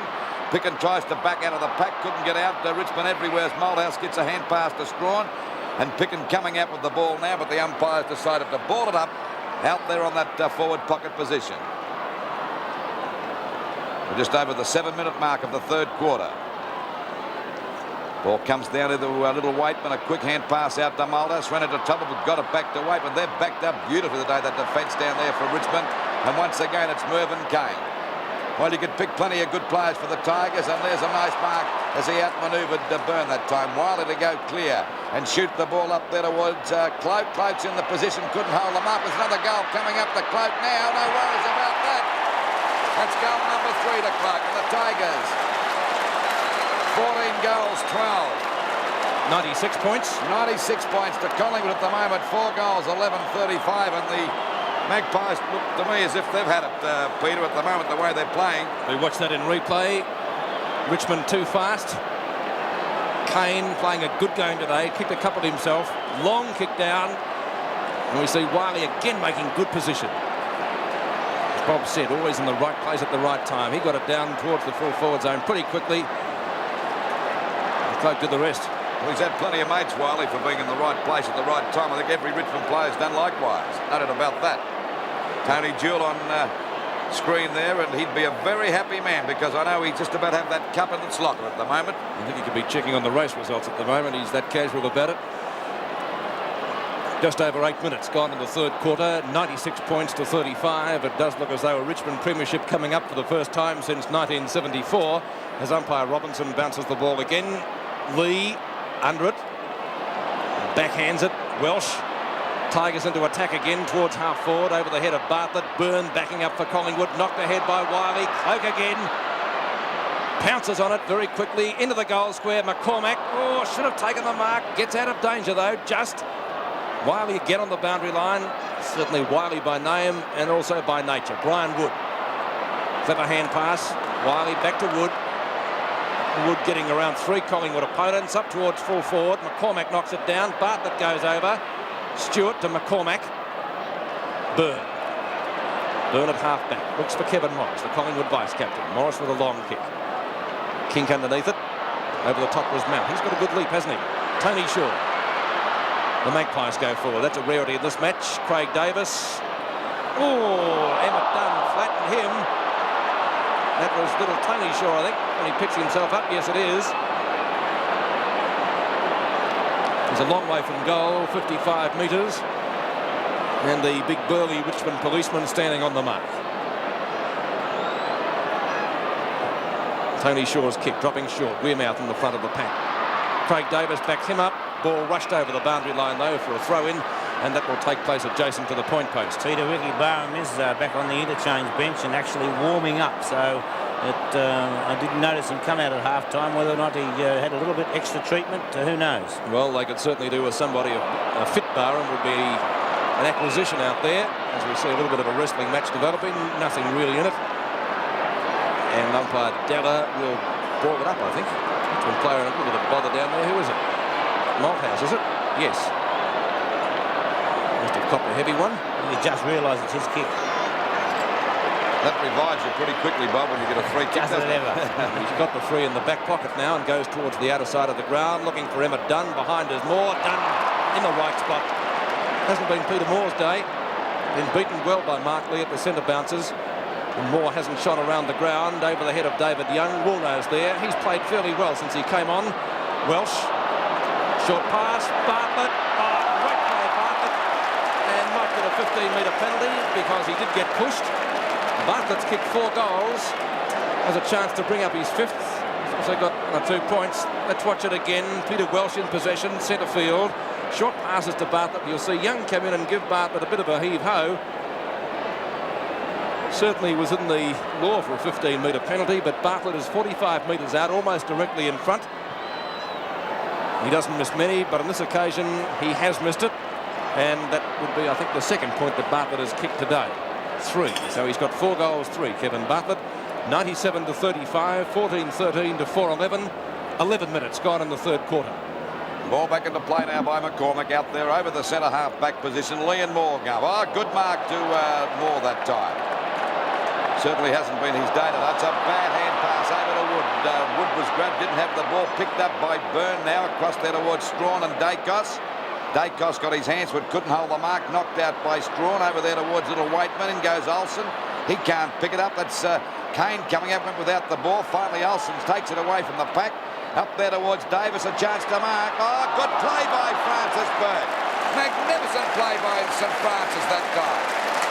What great play it was. Davis had his name on that. By golly, what a great bit of play by the old champ. Ball back into play again. Out there towards that Richmond half-back one. Up goes Dunn. He's got another mark. He's played a fairly good game. But we see Strawn in a bit of trouble there with the thigh injury, I think, as the ball is picked up now by Richmond again, as we see Rawlings take it there with a hand pass over to Rains. You have to pick Richmond's best player. They're all over the place. Take your choice. Out there it goes to Wiley, and Wiley's beaten Byrne again. And Wiley will be about 55 metres out from goal, round about the centre half forward position. And we're at the 13-minute mark. There's a pass coming out there to Cloak. He overruns the ball, picked up by Stewart, and down he goes. Well tackled by Bartlett. Umpire said play on. As the ball goes out towards Rene King, he's dropped another one. Smith takes it away from him. Over to Dunn. Back it goes there again to Kane. Back to Raines. Richmond there. Oh, he's only got one around the neck, but he gets clear. Hooks the ball back, but there's a mark in defence taken by the Collingwood captain, Shaw. Shaw goes for a pass out wide to Rene King. And the crowd start to give him the ironical cheers as he takes the mark. A hand pass coming over there to Woolnough on his own. Goes for a long kick, looking up there towards Billy Picken, and Mount going for Picken goes out. The umpire's going to pay the free kick. I think Billy Picken may have staged that one. You think? Could get the Oscar for it. Could be an Academy Award to Billy Picken. But he certainly hasn't had a very good day. He's been shifted from centre-half back down to the forward line. We'll watch it on replay, Lou, and just see how we see it. I think Mount did touch him anyway, Peter. Billy Picken coming in for the shot. And that's Billy Picken's first goal, and Collingwood, the second goal, I should say, and Collingwood go to 5 goals, 12-42 to Richmond 14-13-97. So that goal was badly needed as we approach the 14.5-minute mark of this, the third quarter of the 1980 Grand Final. Saying it was badly needed, Lou, could be the understatement yes, of the year. Yes, it could be, yes, I'll say. Because, you know, Collingwood at the moment, they just cannot even look as though they're going to break clear. 14.5 minutes gone in the third quarter. Peter Moore, last year's Brownlow medalist, to contest once again with Mark Lee, who's taken the points from him well and truly in this match to date. Emmett Dunn, even luck's a fortune for Richmond today. Craig Stewart taking the mark at centre-half back. Well, that's when you're hot. When you're hot, aren't you, Pete? No doubt about it. Everything comes off. This is Stan Magro, who incurred the wrath of Richmond supporters in the second term. Peter Moore and Lee clashing again. No mark to either player. Peter Welsh picking the ball up well on centre wing, and he has played well today. Welsh, short pass, Mervyn Kane, right on the VFL emblem. Kane's hand pass, looking for Raines. Tony Shaw was there, intercepting well. Little Magpie gets it back to Young. He got one for his corner, and he'll get a free kick for that. Short pass from David Young. Ray Shaw. Captain the vice-captain, Kevin Morris, taking it at half-forward. Lee Carlson in trouble and got out of it well. Carlson now streaming forward, and Magpie fans find voice. They haven't had too much to cheer about. This is like a Gabovich run, this one, but he's missed it. One behind, just when they needed a goal. Now, Collingwood at least then, Peter, right from the moment Young kicked the ball, Peter Moore, Ray Shaw and others were at least running, and we spoke at half-time about the fact that Collingwood were not moving. They're at least making some sort of endeavour right now to run. Francis Burke at the 16-minute mark of the third quarter, putting ball back into play. Brian Wood, good grab. Wood at left half-back, and he has played a good game today, Brian Wood. Seldom puts in a bad performance.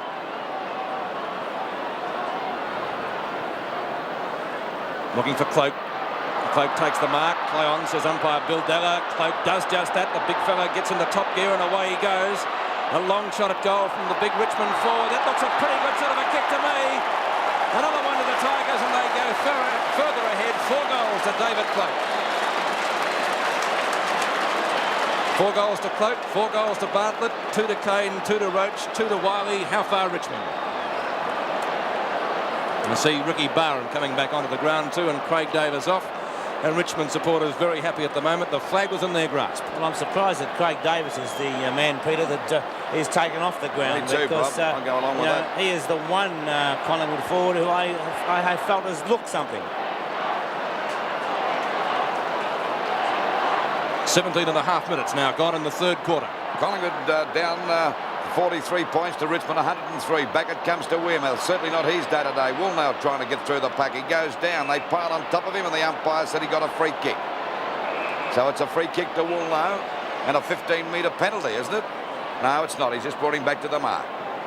Woolnough drives it over centre half forward. Players set themselves. The Tiger defence going for the punch. A hand pass coming out there. Well, it's a bad punch by Shaw, finally taken away by Smith out towards Welsh. Welsh out there, we're getting away, well, trying to get around him. Good play by Woolnough and forced it over the line. He tried to dodge him that time, but couldn't get around him properly.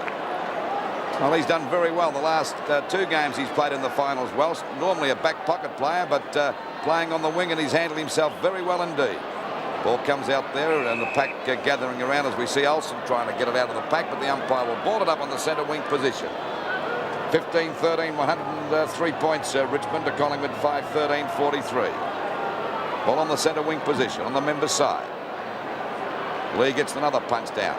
Byrne going after it. Waitman grabs him well. He's dropped. It'll be a free kick against him. Well tackled by the little rover from Richmond. He takes the free kick right on the edge of the square. Be about 60 metres out from goal. Goes for a pass. It's all right, and Wiley's out there on his own again. He'll have a snapshot for goal. Richmond players up there setting themselves. Chance for Bartlett, a kick over his head, but he's put it out of bounds. But Kevin's already kicked 4 goals so far. He's not doing too bad. He's playing real percentage football down there in the half-forward line for Richmond. Been a very good player in these final series for the Tigers, and he's 33 years of age and still holds the record for the most number of league games. Ball back into play again by Magro. Very hard to find a good player as we see Jess go for the punch. Back it comes here to Kane, another handy player. Bartlett's clear now. He's grabbed, goes for the kick, and that's the second time he's put it out of bounds. Well, I wouldn't be laughing at him if I was Collingwood supporter, because he's been a very dangerous player today. Kevin's had the last laugh today. He's been right throughout this final series. The ball kicked back in Olsen, back out there towards Young and Jess. Mark Lee goes for the punch back to Kane once again. Another hand pass coming over to Rawlings. Fumbles, sidesteps back to Bartlett. This looks dangerous. He fires for the goals. But the little champ's off target this time and through for 1 point. So it's Richmond 15-14, 104 to Collingwood 5-13, 43, and we're at the 19.5-minute mark of this, the third quarter of the 1980 Grand Final, coming to you live through the 7 network. To all intents and purposes, 10 goals the difference. That takes a bit of making up if Collingwood are ever going to get anywhere near this Richmond side. We'll know. Employing some off-the-ground soccer tactics up towards the left half-forward flank. It's out of bounds, and the boundary throw in on the left half-forward flank. Richmond purely and simply too good at the moment. We've seen some close grand finals in the last few years, but the Tigers far superior to the Magpies today. Mark Lee knocks it down cleverly. Terry Smith, centre wing, and a good mark taken by Wiley, who's shaping up as one of the best on the ground. Robert Wiley, centre wing. Weirmouth standing on his mark. Not a long kick by Wiley, goes mainly up in the air, that one. Looking for big Roach down there. He couldn't take the mark. Now he's got another chance to make amends off the side of the boot. Magro's there, but the ball will be out of bounds on the full, or was it touched? Now the boundary umpire says that wasn't out of bounds on the full, and it will be a throw-in in the forward pocket. It bounced well inside, Pete. And Magro is claiming that it was. Moore and Cloak down to Magro. Magro back to the centre. King flying with Smith. Down to Rains. Rains with a long kick into the 10-metre square, and long kick it certainly is. In fact, it's through for a score. It surprised quite a few. 1 point to the Tigers. 15 goals, 15, 105 to 5-13, 43. That's 62 points the difference. Ball back towards the half-back flank again. Oh, they all missed that one. Now here's a chance for Ronnie Weirmouth. He's got no one to give it to. Eventually he sees Tony Shaw a long way away. All Shaw can do is knock it forward, off the ground. No free kick there, I don't think. No play on, says the umpire. Mervyn Kane tackled solidly by Weirmouth, holding the ball. And a free kick to go to the little Collingwood rover. Weirmouth a long way from goal, between half-forward flank and centre wing. So he decides on a short pass, not a good one, almost straight to Francis Burke. King comes in a little bit too late. Francis Burke gets the hand pass from Wood, okay. Burke, ever reliable, back towards the centre wing position again. Rayburn for Collingwood taking the mark. 22 minutes gone of the third quarter, and Richmond still 105 points to Collingwood 43. Ball across there towards centre half forward, and a mark taken there by Lee Carlson of Collingwood. Goals are scarce for the Magpies, and they're certainly, well, they're trailing by 62 points. You'd have to be I believe in miracles if they're going to win this match, I suppose. The ball punched out by the Richmond defence that time, going for the boundary line, and it's out of bounds in the forward pocket about 15 metres around from the Collingwood goal. Well, that goal umpire up that end hasn't had much work today, Bob. The Collingwood end, he's got it very easy. He's only been kept awake, Lou, by the fact he's got to wave the flags when Richmond score. Back there to Dacos, a snap for goal. But once again, the Magpies are off target, and they go to 5 goals, 14-44 to Richmond 15-15. 105 points as we approach the 23-minute mark of this third quarter. Francis Burke to kick the ball back into play. And when you look at Francis run for the ball, you think he's about 105, but by golly, he always gets himself in position, and he's played another solid game down there in defence. He's certainly the general down there as far as the other 5 defenders are concerned. He sets a fine example. Ball coming out there to Mark Lee, one of Richmond's star players today. He's well on top of ball as the ball is kicked wide out there towards the wing position. Coming over to meet it nicely is Woolnough. Down goes Young from Jess. The ball kicked back there towards Morris. But there we see Dunn in the front position. Coming out of the pack is kick. He's grabbed, but he breaks clear. Hooks the ball back there looking for Barham. Oh, that might be Francis Burke's mark. I think he's going to give it to Barham. Yep. Well, Francis not too happy about that, but I reckon it was a bit of doubt, Bob. I don't think so, Lou. No, I don't. We'll watch on replay anyway as Renee King puts a very educated kick, I'll term it. And now we'll have a close look as the video disc shows us. Ooh. I don't know. I don't know. I reckon Francis Burke nearly grabbed that mark. I'm not kidding on that. And Barnes put it through for Collingwood's 6th goal. By golly, I reckon that was pretty close. He's hit the post, Lou. He's hit the post. Well, I was watching that. He's hit the post. Golly. No, I think it might have been Burke's mark. Well, ball back into play again out there towards that half-back line. Flying high that time was Ireland. Couldn't hold the mark. It comes down to Olsen. Scoops it up nicely. Hooks it back. Malthouse goes for a one-hander. Gets the ball out towards Kane. Kane back towards Whiteman. It's a bit long for Whiteman, but he picks it up because it bounces okay. Another long hand pass to Lee. And Lee gets away from Moore as a hand pass comes over there. The wrong man picked up by Shaw. Oh, there we see Wearmouth, well tackled by little Dale Waitman, doesn't hesitate, goes for a hand pass. Out there to Wood. Wood goes for a left footer up there towards the full forward position. Magro in position, takes a good mark in between fullback and centre half back. Magro going towards the member stand wing, looking for Woolnough. He's got 2 Richmond opponents, gets flattened by Mark Lee, and he would have got a free kick anyway. Gutsy mark to Woolnough, and I think he's got a 15-metre penalty. He has, says umpire Robinson, and now it's play on. Over the top was Straw. Back to Kane. Kane into the centre. Waitman doesn't bounce too well for him, but he backs up well at the second attempt. Too fast for Tony Shaw. Pass to Bartlett, a good one. Bartlett at right half forward. 4 goals to his credit. 4 to him, 4 to David Cloak. As we enter the time-on period of the third quarter, Bartlett's kick. Adjacent to the 10-metre square, looking for Jess. Rollins off the top and has missed it, I think. Yes, only 1 point. So Richmond to 15-16, 106 to 5-15-45 from Collingwood. Almost 26 minutes into the quarter. All we can say about Collingwood, their kicking for goal has been a little bit unlucky because they have hit the post on, I think it's 4 occasions so far. However, Richmond far and above the better side as McCormack looks for Stewart, and he's got the mark. Craig Stewart, high kick. He didn't really look where he kicked that, Stewart. Not well clear. In comes little Tony Shaw to kick the ball back whence it came from that big hefty knock. Mount tries to knock it forward, not successful. 3 Collingwood players are there. Morris is well shepherded by Dacos, goes for the long kick up towards full forward. Barham tries to shepherd the ball through, but it goes through for only a point. So 5 goals, 16. That will make Collingwood 5 goals, 16, 46 to 15-16, 106, 10 goals the difference. Ball back towards the half-back line now. Knocked down by Emmett Dunn. Shaw's there. So too is Wood. Wood does better. Bad judgment by the Magpie skipper. Lee. Rains. Off he goes. Richmond centre man going goalwards. Long kick by Jeff Rains, but he too is off target. Goodness me, Richmond moved the ball quickly downfield then. And that will make the difference 107 to 46. But I can only say that the other end of the ground, I must see things a little differently to the Collingwood Grange Trust, because Davis is the one player that I would have out in my forward line. I'll go along with that. And there's Rene taking a good mark out there towards the centre half back position for Collingwood. Smith's had him well collared all day. He's done a great job, Smith, for Richmond, Bob.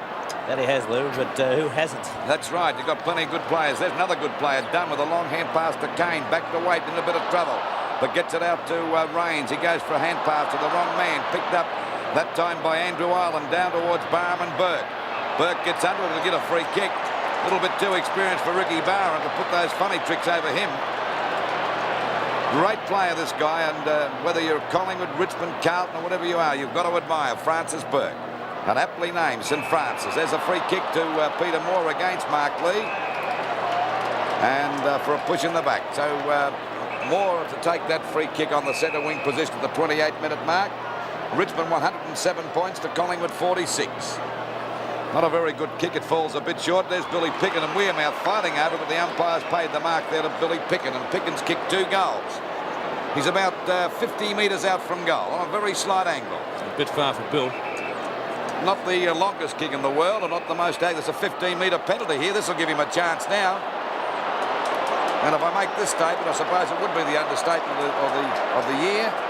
Collingwood badly needing another goal, as they're 10 goals, 1 down at the moment. So he's only about, let's see, about 25 to 30 metres out from goal now on a very slight angle. The kick by Picken is 1 point.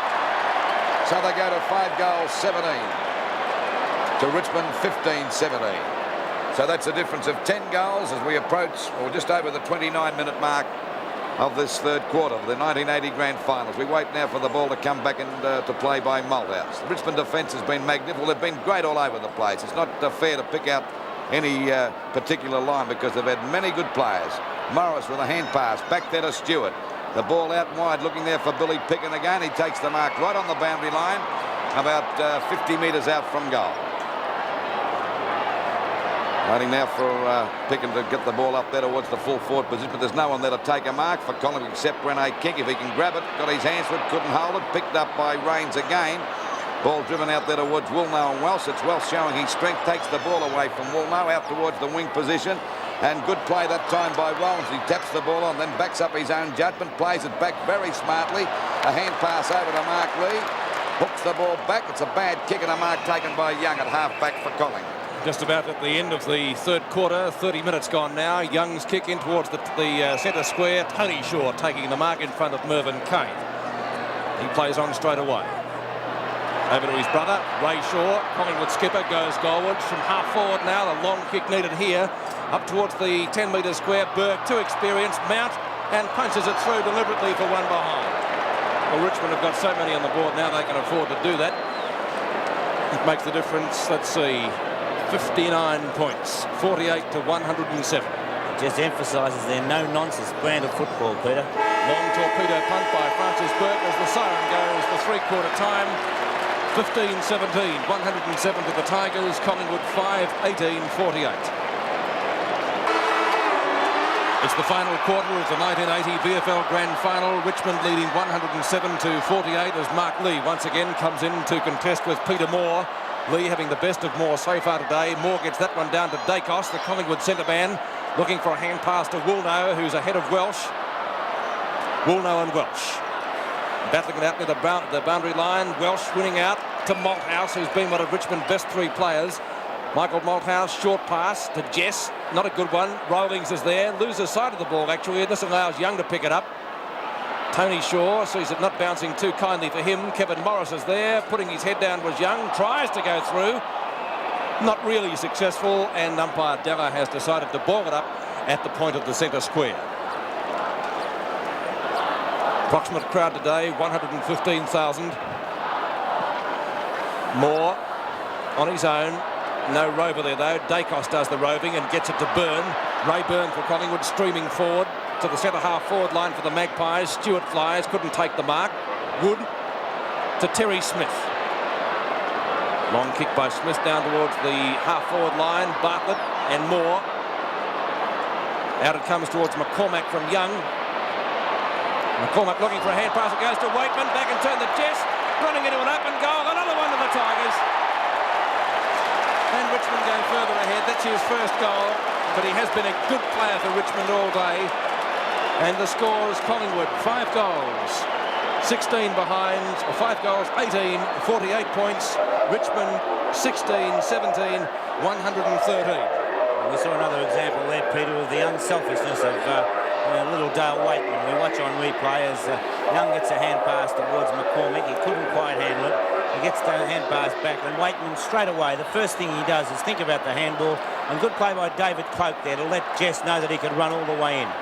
1.5 minutes into the final quarter, 113 to 48 in favour of Richmond. Centre bounce again, knocked out by Moore.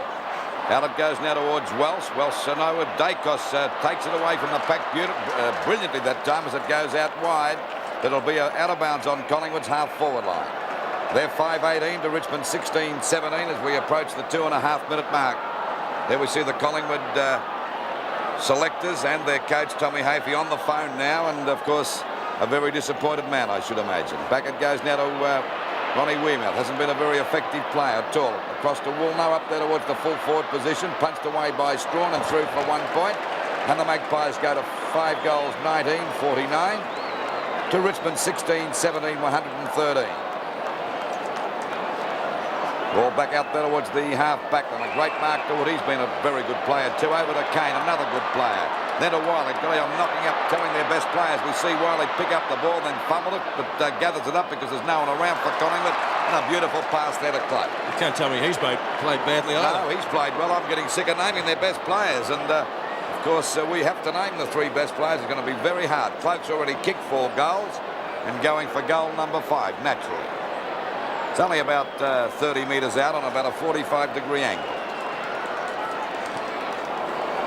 Off target that time, and it's through for 1 point. So the Tigers go to 16 goals, 18, 114 to Collingwood 5, 19, 49. Certainly bad kicking on the part of Collingwood. That's no excuse. And there we see Welsh once again. Well, he's had a great final series, no doubt about that. Yeah, not bad for a reserves player, Bob, as we see Welsh fire for the goals. Oh, it's a beautiful kick. Look at that for a kick. But fortunately for Collingwood, he was off target and through for another point. I think Peter Welsh is an example to every young player, Lou, of just what can be done with persistence, and once you get into the side, a little bit of confidence. That's right. Jimmy Jess in the front posse there, flies for the mark. Nearly held that one, picked up by Tony Shaw, hooks it back there towards Woolnough, and that's a darn good mark. Welsh got right onto his back, but couldn't shark it away from him. So he's got the mark out there at half-back. Actually, he's tried pretty hard since coming on the ground as an interchange player. Punched away by Mount, away from Picken. Back there to Wood. Wood, good players. We see Wiley overrun the ball that time. Here's Rene King. It's about his 6th kick for the match as he shoots it back over half-forward. Oh, there could be a free kick against Ulster, but knows a chance for more. Taps it as a left foot snap for goal. It's a high one, but he's put it out of bounds. So it's certainly not the Magpies' day in this 1980 Grand Final. Coming to you live through 7. 16-19, 115 Richmond to Collingwood, 5-19, 49. Penalty free kick will be taken down there by Emmett Dunn. Richmond policeman by trade. Or profession, should we say. Emmett Dunn. Played a good game too. Is it right in the back pocket? Plenty of distance with that kick. Looking for Rains. Lee's there. Welsh to Rains again. Richmond centre man streaming forward. Down the flank, he'll look for Jess. Jess, short pass. Bartlett out of position on that occasion. McCormack taking the mark. Looks for Magro. Jess can't stop him. Stewart in turnover to Young. They get the Magpies out of danger, but Malthouse is in the way on centre wing. Michael Malthouse, a model of consistency in the finals, and especially today, Francis Burke. Dacos is in front of Wiley. Wiley might have got a push in the back there, but the umpire says no, play on. Waitman, good game from him too. Waitman goes for the long kick at goals. McCormack's there, it's too long for him and through for 1 behind. One of Richmond's best players, Waitman. Richmond 16-20, 116 to Collingwood 5-19, 49. Lee, big fist to the ball, looks for Bartlett. Has he found him? Doesn't bounce too well. Now it bounces up into his arms. Bartlett, unselfish to Rawlings. Rawlings fires at the goals, and that's another one for Richmond. Good play by Bartlett. Good play initially by Lee with that big punch, and that's his first goal. And so the scores: Collingwood 5 goals, 19-39. Richmond 17-20, 122. Watch again on the replay as the big fist of Mark Lee gets it to Kevin Bartlett. A quick hand pass from Bartlett onto Rawlings, and Rawlings right on the line almost puts it through. And if my mathematics is correct, we now find it to 73 points, and that was the highest winning margin in a grand final. Peter? Can the Tigers go on from here? 6.5 minutes into the final term. Richmond Premiership not too far away. Centre bounce again. Markley's got the chance to tap it out of Rains. Rains picks it up nicely. A hand pass over to Kane, and the Tigers are away again. Up there towards full forward. At the back is Roach. Cloak's there too. Knocked away by the Collingwood defence. Picked up by Magro. A short one and a mark taken there by Young. A hand pass coming back there to Magro. Goes for a wide pass out there on the wing position. And well grabbed that time by Woolnough. My God, it's going to be very hard to pick three good Collingwood players. I'll tell you that now. Oh, look at Billy Picken jumping up before acceptance. Malthouse once again. A hand pass to Strawn. A long one over there to Wiley. He's away. Goes for a pass to Bartlett. He's got it. Bartlett at centre half forward. And I'll tell you what, this fellow hasn't been a bad percentage player either. Kicked by Bartlett. It's a long one towards the goals. Cloak flying. He's got the mark. And Cloak's already kicked 4 goals. Going for goal number 5. And he should just about get this one. He's only about 2 or 3 metres out from goal on a bit of an angle, but it shouldn't worry him at all. David Cloak coming in for goal number 5. And that's where it is, right through the middle. Well, 5 goals to David Cloak, Lou, but he certainly could have had a lot more. From memory, he's missed at least 3 from the 10-metre square. But it won't really matter now. Let's watch that again. On video disc now, we watch as, again, you know, the Richmond defence having no trouble getting it away, as Malthouse, after taking the ball, was well supported. Got the hand pass across, and then another hand pass onto Wiley, the elusive Wiley, and a beautiful pass to Kevin Barton. How did about that, Bob?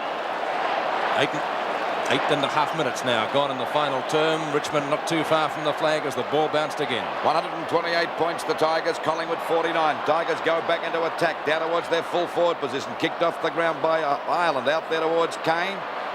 Kane goes down but manages to get the ball back, which finally picked up by Carlson. A good pass out there to Stewart, but he slipped over. Finally it's back there to little Tony Shaw, a short one. Punched away by Billy Picken, but backing up there's Malthouse, goes straight into King. Here's a go now for Collingwood to score a goal as Wearmouth goes for a long hand pass to Moore. He can't miss this one for sure. And the crowd give the ironical cheers to Collingwood. 6 goals, 19 they are. 6 goals, 19, 55 points to Richmond's 18 goals, 20, 128 points. Well, it's a long time between drinks for Collingwood. Let's watch it on replay. Wearmouth streaming into goals. Sees Peter Moore in the goal square, and as Lou said in the commentary, couldn't possibly miss. And that will necessitate, I think, another new ball being brought out. Collingwood supporters ecstatic over that goal. The official attendance today, incidentally, 113,461. 113,461. At the 10-minute mark of the final quarter, Richmond with an unbeatable lead for the 1980 flag. Knocked down by Stewart to Renee Kink. Kink, no one to give it to, purely and simply. Rains taking the hand pass. Back to Kink, who was held by one arm. Tries to play it on his own. And I would reckon we'll get a free kick. Kink from centre field. Looking for Stewart. And he's found it. Was a Picken, Billy Picken, who has kicked, let's see, he's got 2 goals, Picken, since he was moved to the forward line. I don't know about kicking for goal. Let's see how he goes here. Not the most reliable kick in the side. I'm glad I said that. He's missed it and put it through for one behind. Well, he's kicked 2 goals, 3, Bill Picken. 18-20, 128 to Richmond, 6-20, 56 to Collingwood. Just over 11 minutes gone in the final term. And Pickett and Mount. Mount's done a very good job today for the Tigers. Lacking in inches, but he has got a very good spring as the ball driven back into play. Lee to Rains. Francis Burke, ever reliable, and always seems to be in the right place at the right time. That was a badly directed kick, though, as it went to Davis. Davis has kicked back towards the forward pocket. Malthouse and Wearmouth. It may be over the boundary line on the full. No, it was just touched, says the boundary umpire. And that will mean a throw-in to take place in front of the small scoreboard in the forward pocket on the outer side of the ground. Moore contesting with Emmett Dunn. Pickens behind that pair. Knocked down by the Richmond ruckman, but it's sharp by Ray Shaw, the Collingwood captain, who has a shot at goal. I think he's missed it. We'll wait for the goal umpire's decision. It's through for 1 point. So Collingwood, 6 goals, 21. Richmond, 18 goals, 20. It's 128 to 57. 12 and a half minutes into the final quarter. Mervyn Kane to bring the ball back. He'll go towards the outer side. Long kick by Kane. Lee is there. He's done that a lot today, Lee. Knocks the ball on for the Rovers to pick up. It's usually been successful. However, on this occasion, it's a throw. Out of bounds, out there on that Collingwood half-forward line. 12 and a half minutes gone of the last quarter. Lee got the ball now, picked up by Francis Burke. The ball shot back there to Jess, and a good mark out there on the centre wing position. Richmond 128 points to Collingwood 57. Jess with a long kick looking there for Roach and Cloak. Oh, Bartlett again has a chance for a goal. Number 5, I think he's done it. Yes, he has the little champ. No doubt about him. That's 5 goals to Bartlett. And that is 19 for the series. Not a bad sort of an effort. 5 goals to Bartlett and 5 to Cloak. They're the Richmond match winners up 4. Well, you've got to give him credit. See, he swooped on that bob. He was waiting. Watch him go here now. Watch him go past. Magnificent piece of roving that. And, of course, even though he was pushed over, still had enough balance to put it through for full points. There's a different shot. By golly. Classic Bartlett, Lou. That's great classic. Play. He's one of the great players of all times, Kevin Bartlett. There's Mark Lee, and what a game that guy's played too. Down it goes towards Woolno. But he lets Magro pick it up. A hand pass back to Ray Shaw. Ray Shaw goes for a long kick over centre half forward. Billy Picken pounces on the ball, tries to smother it. Didn't do a bad effort either. Finally picked up by Shaw. Out wide it goes towards Collingwood's half forward. On a chance now for Davis. He might have taken it over the line. He has. And there'll be a throw in from Collingwood's half forward on about 70 metres around from the goal. 13 and a half minutes gone. Richmond 134 points to Collingwood 57 points. Finally the ball comes back there towards Davis, and once again it's out of bounds. This time it's up towards the centre wing position on the members' side. Well, there'll be certainly a lot of Collingwood supporters terribly disappointed in their display today. He's one of the stars of the match, knocked out that time. It wasn't a good one from Mark Lee, picked up by Tony Shaw. Collingwood sadly missing good marks down there up forward. We see Mount in the best position to take a mark. And he's been a solid player too. Yes. I can't find one weak player in the Richmond side. I think it might be the only weakness they've got is the fellow that's in charge of the property division. Well, I think the fact that they have yet to use their interchange players, Lou, is indicative of the way that the 18 players out on the ground are performing. There's Byrne driving the ball back, but once again, there's the old-timer himself, Francis Burke. Francis Burke, an excellent player over the years for Richmond. Short pass, and Wood taking the mark there at half forward. They're all over the place, Richmond. They're doing it very easy at the moment. A short pass to Waitman. Another hand pass back to Rawlings. Has a running shot for goal, but fortunately for Collingwood, he's off target, and the ball is out of bounds in the forward pocket. Mount has just come off the ground, Lou, and replaced by the Richmond skipper, Bruce Monteith. Well, they're giving Bruce Monteith the honour of taking the side off the ground as the victorious captain. 15 minutes gone, and Richmond 134 points to Collingwood 57. Bartlett trying very cleverly to smother that kick and almost picked it up on the rebound, but it's out of bounds in the forward pocket for the Tigers, and it's thrown about 25 metres from the behind post. It's going to be Cloak contesting with Stewart. Knocked down to Jess. Going through solidly is Wood. Gets the hand pass out. Smith is there. Well done, Terry Smith, but he almost did, or tried to do too much with the ball. Ireland's short kick marked by Ronnie Wearmouth just on centre wing. Wearmouth playing on, looking for the long hand pass. Tony Shaw's there. Welsh tackling well. Kink going through. Welsh is still there with him. King had to get rid of the ball in a hurry. Kane over to Lee.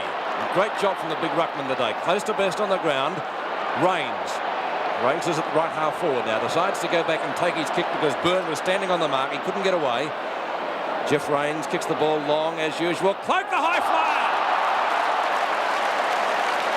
Cloak has got 6 goals.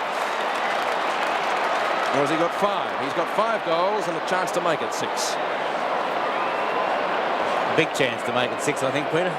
Even David Cloak couldn't miss it from there. He missed a couple of early ones, didn't he, Bob, from just on the 10-metre square.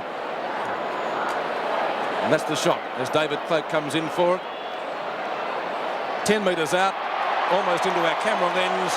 All clear, says the goal umpire, and Richmond go further ahead. 6 goals to David Cloak, and Kevin Bartlett has kicked 5. What a magnificent effort from those two Richmond forwards. 20-20 to Richmond, and Collingwood 6 goals, 21.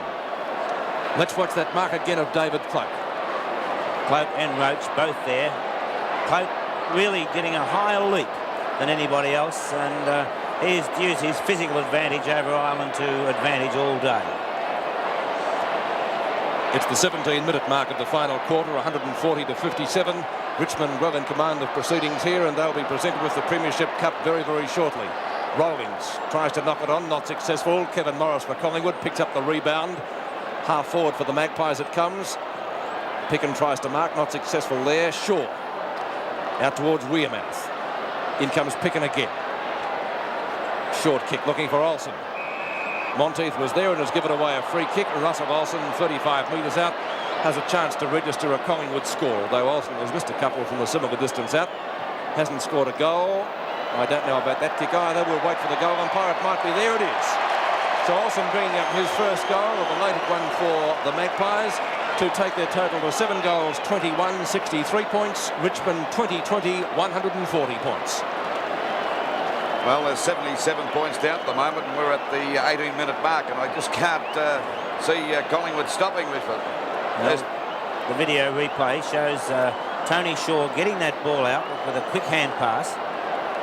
Picken then coming across. Ronnie Wearmouth giving him a good piece of shepherding. And Picken screwing the ball back until now we find both Monteith and Olsen, and a little bit technical. 18 minutes gone in the final term. Rains to Wiley. As the Tigers try and get it out of the centre. Back to Terry Smith it comes from Rains. A long kick by Smith up towards Clark again. Couldn't take it. Roach is there. Gives it to Bartlett. Bartlett 10 metres out, running in for another one to Richmond. And that is Bartlett's 6th goal. Can Bartlett level the record of goals in a grand final? Can David Cloak do it? They've got plenty of time because it's only 18 minutes gone. And the scores now, after that further Richmond goal. Collingwood 7 goals, 21, and Richmond now 21 goals, 20, 146 points to 63 points. And we're at the 19-minute mark as we watch this in replay. Bartlett going for his 6th goal. By golly, it'd be fitting, Bob, if he could get the record or even break it, because he's been a real champ, that guy. That it would, Lou. A good unselfish play by Michael Roach there too, as Lowe comes on the ground on the interchange to replace the winger Carlson. 19 minutes gone in the term. Centre bounce again. There's more going for the punch-out out towards Wood. Richmond all over the place as we see a short pass from Wiley going out to that half-forward flank. Rawlings having a bit of trouble picking it up. He goes down. Morris picks it up, gets out of the pack nicely. And the ball back towards Collingwood centre half-forward position. Coming across Olsen, one-handed, not good enough. And Rains trying to spin out of the pack. He's grabbed but gets a hand pass back there towards Monteith. Collingwood, the Richmond skipper on the ground. They're giving him the honour to take the side off the ground if they win the premiership, and that's for sure. Kane with a hand pass to Muldass. That's the first mistake he's made all day. And finally the ball back there to Tony Shaw. Strawn got one in the face from Shaw that time. A long kick down there towards Billy Picken. He takes the mark. A good mark to Picken. Came down pretty heavily that time, but he's well within kicking distance, only about 15 metres out from goal. And Picken's already kicked 2 goals. At the moment, Collingwood 7-21 to Richmond 21-20. I'm frightened to go back to Channel 7 tomorrow in case I bump into Jack Dyer. He'll be waiting. He wouldn't be happy at all, would he?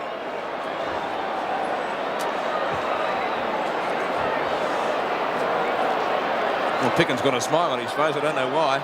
Yes, I'll tell you what, they'll wipe it off his face when they all go in the dressing room after the match. The ball kicked up there by Billy Picken. It's through for full points. So Collingwood go to 8 goals, 21-69 to Richmond. 21 goals, 21-146, and we're at the 20-minute mark of this last quarter. And that's 3 goals to Billy Picken. There's the coach of the Collingwood side with all these co-selectors, and there we see Tony Jewell. He must be a very happy man, even though he doesn't show it very much. Well, inwardly, Lou, he would be absolutely elated at the moment, and you know, just quietly waiting. Although when you've got the score on the board like Richmond have, you know, you don't mind if the game keeps going, but Collingwood, I'm sure, can't wait for the siren to go. Another new ball being brought out. That's about 4 or 5 we've had today. Back into the centre now. 21 and a quarter minutes gone in the final term.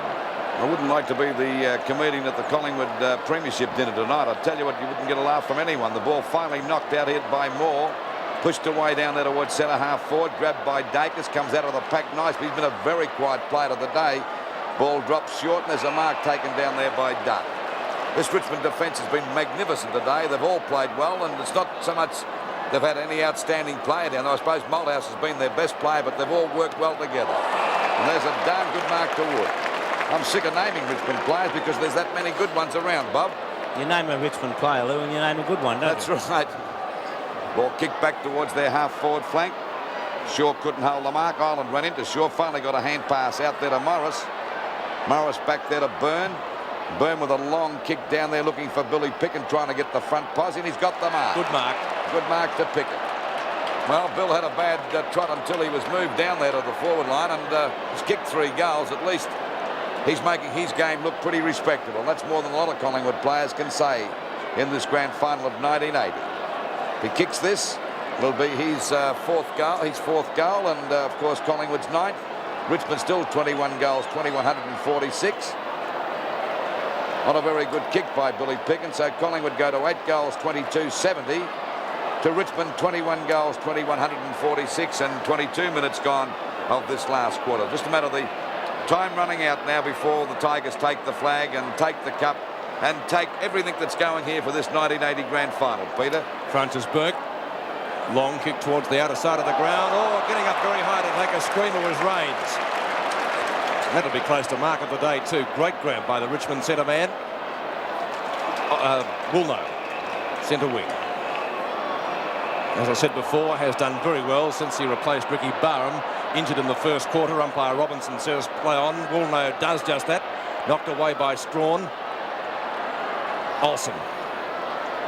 Davis, couldn't take the mark. Touched through, one behind. 21-20, 146 to 8, 23-71. Nearly 24 minutes gone, so that means we're a minute away from the time on period.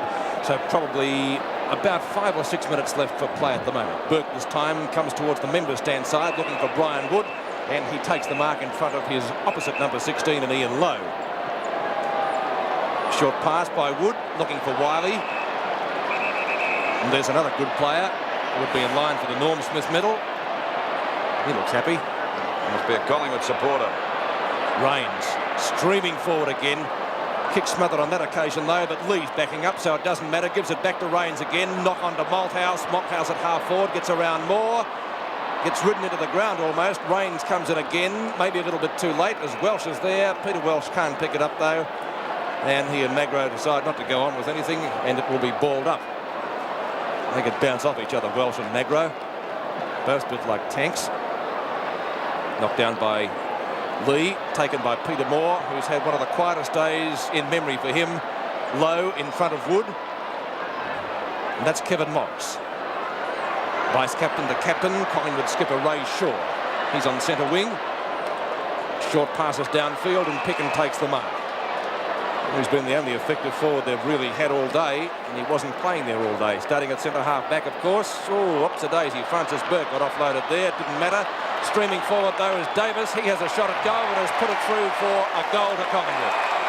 2 goals to Craig Davis, adding a little bit of respectability to the Collingwood total, which now moves along to 8 goals. 8 goals, 23. As we watch it in replay, Davis roving that well and putting it through for a goal. Well, Davis was surprising to us that he was taken off the ground in that third term, Peter. But whilst that was going on, Darryl Freem came on the ground on the interchange, Waitman coming on.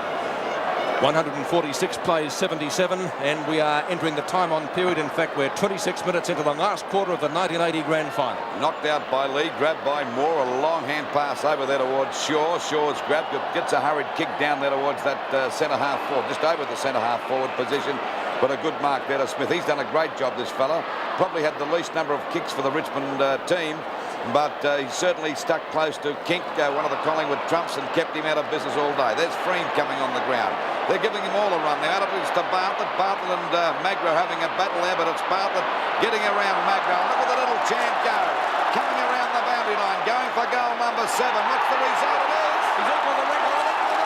You little dirty Kevin.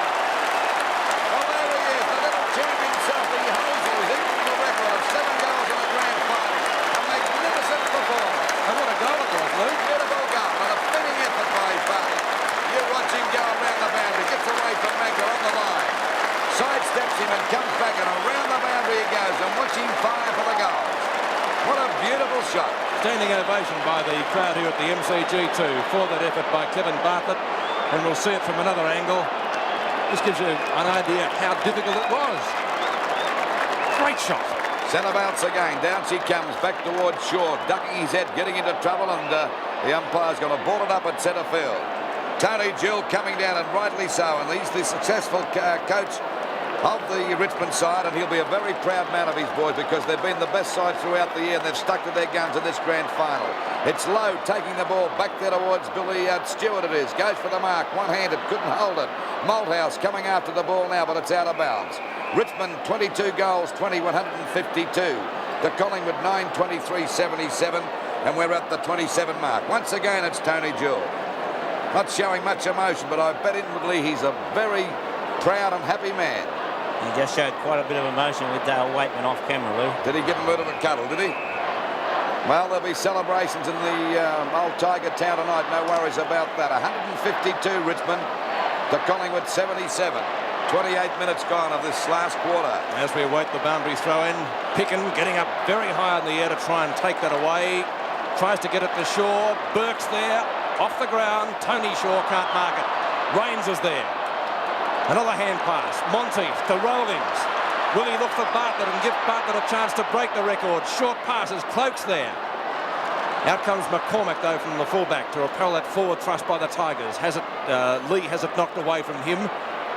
Olsen for Collingwood. Mervyn Kane.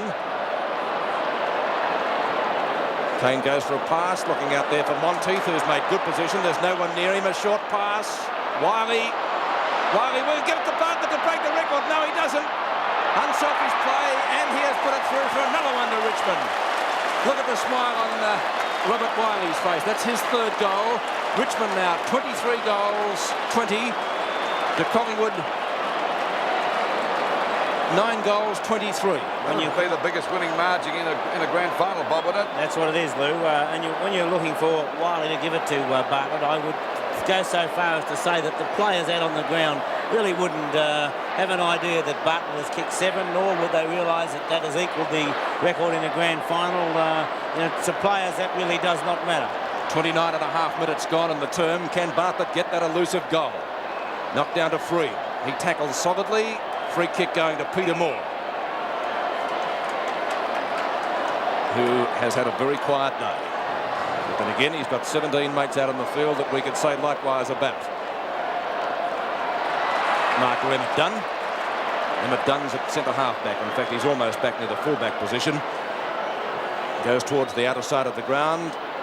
Welsh and Wilno. Great mark, Peter Welsh, who certainly lifted his game in the final series. A reserve in the Commodore Cup a few weeks ago and playing a very good game here today in the grand final. Freem, centre wing, going forward for Richmond again. Can Bartlett still get that goal? That's the interest here in the grand final. Cloak in front. Has it knocked away from him by Ireland. Tony Shaw comes in and lend assistance. Burns there. Cloak on the bottom of the pack, and umpire Della, I think, will come in and ball it up. 30 minutes gone of this last quarter, about 40 metres out from the Richmond goal. Bartlett's equal the most number of goals in a grand final, kicking 7 today. Now here's the go for number 8. There he fires. By golly, he was close to breaking the record as he kicked a point there. And the crowd were on their feet because that's the only interest in this game at the moment. The booing, good-natured hooting by the crowd. That's right. But it's good-natured hooting there. It's, I think you could say that's just what the crowd think of him. That's an acclamation of how good he has played. 30.5 minutes gone of the last quarter, and the grand final's in the bag for the Tigers. Out it goes now towards Lee and Moore. Moore knocks it away. Francis Burke is coming down to the forward line. He's going to be in the action too, I should imagine. And there'll be a ball up at centre half forward. Kevin Bartlett's away from Magro down there. I wonder whether they can get it out before time runs out. Could go for about 32 minutes this quarter. Moore missed that. He's had a bad day today as Olsen has grabbed, didn't have the ball, and Olsen will take the free kick. Olsen at centre field, ready to drive Collingwood back into attack. Out it goes to Billy Picken. Picken's out there on that half-forward line, about 65 metres out from goal. Goes for a short pass and finds the Collingwood skipper in position. A little bit hesitant at that time, decides to go back for the kick, but he's a long way out. Would be about 50-odd metres out from goal. 31 and a half minutes gone. Kicked by Shaw up there to the full forward zone. There's Davis going for a snap at goals. He might have put this through as a through for 1 point. It's out of bounds, or out of bounds it is. So it's 23 goals, 21 of 159 Richmond to Collingwood 9-23-77. As we wait now for Richmond to bring the ball back into play. Michael Malthouse to take the penalty kick. Guarantee the Collingwood players will be pleased when this game's over. Lee and Moore again. Shaw trying to break through the pack. He goes down. Umpire still calls play on, and he's going to ball it up out there on Collingwood's half-forward line. This time it's only about 45 metres out from their goal. 32 minutes gone, and this grand final just about over, and the Tigers are premiers for 1980. As we see Tony Shaw hook the ball back there towards the forward pocket. Coming across as Smith dropped the mark, but interference against Ray Shaw, and it'll be Smith to take the free kick down there in the back pocket. Well, the Tiger fans are starting to chant now. I think they could have started chanting at half-time, because Collingwood haven't been in the race. Well, they haven't been in the race since the first quarter, as the ball's finally forced out of bounds on Collingwood's half-forward line. 33 minutes gone, and the Tigers 159 points to Collingwood 77. And the Tigers are premiers, no doubt, for 1980. Siren just about due to go. Peter Moore with a big punch-out, picked up by Dacos now on the half-forward flank. Freem chasing, but he'll have a shot for goal. In towards the square it goes. I don't think that was touched. In fact, it has gone through for 1 point. So 33 and three-quarter minutes. 33 and three-quarter minutes gone in the final quarter. Malthouse now from full-back. Upfield, taken by Mervyn Kane. Long kick by Kane. There's the siren. Richmond have won their first premiership since 1974. Kevin Bartlett equalling the record of number of goals kicked in a grand final, and Tony Jewell, the Richmond coach, being congratulated by his team. Are the Richmond players happy? We'll check the final scores in the 1980 grand final. Richmond 23 goals, 21, 159 points, defeated Collingwood by the biggest ever margin in a grand final, 9-24-78. Well, they're the final scores, and Richmond are premiers for 1980, and full marks to the Tigers, because they have been the most consistent side in the series this year, right throughout the year, right from the beginning, and they are premiers. And congratulations go first to the 20 players. Well, let's say the entire list, because they happen to make up the football team. You call on your full list right throughout the year. They put up a magnificent show. And a special pat on the back to little Kevin Bartlett, equaling the most number of goals kicked in a grand final, kicking 7 today, and also breaking. There he is on screen now, and a great guy.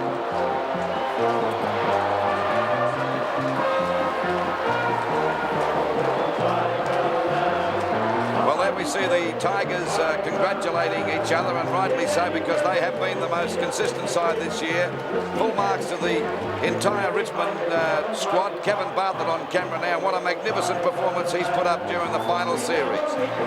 Kicking, 21 goals, and today equaling the most number of goals kicked in a grand final, kicking 7 goals. And Tony Jewell going out there to give his centre player, Rains, a bit of a hug. And what a great player he was too. But when you look through there's Jimmy Jess, started off magnificently. What a happy man he is.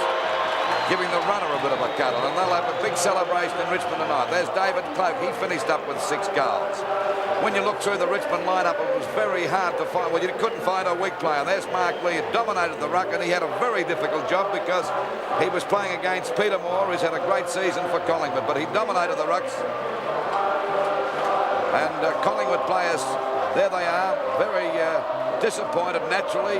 It wasn't worthy of their performances in the other final matches, because they did play so well. They were the only side ever since the inception of the final 5 system to make the grand final, and naturally their coach Tommy Hafey would be terribly disappointed. We see the Francisburg and Monteith lifting the successful coach, Tony Jewell, onto their shoulders. And of course, Tony Jewell, in his second year of coaching at Richmond, has won a premiership, which is a pretty fine effort. And Tony Jewell even admitted last year that at the end of the season that his job could have been in jeopardy. But I would say now that he may be secure for a couple of years at least. There's Kevin Bartlett on the shoulders of other players.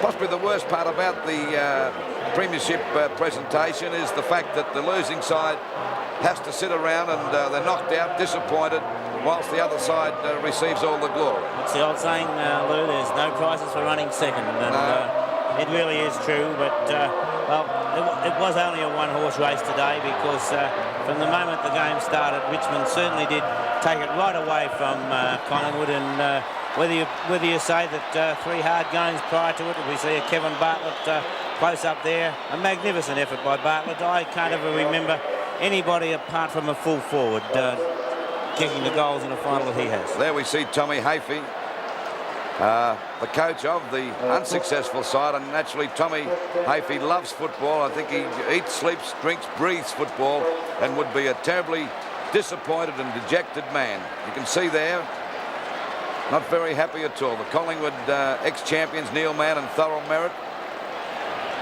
And I think when you look back over the 12 months or the 8 months of the football season, Collingwood, even though they were beaten soundly today, should be pretty proud of their achievement too, because as I mentioned before, the only side ever to come from 5th position into the grand final since the inception of the Final 5 system. Tony Jewell.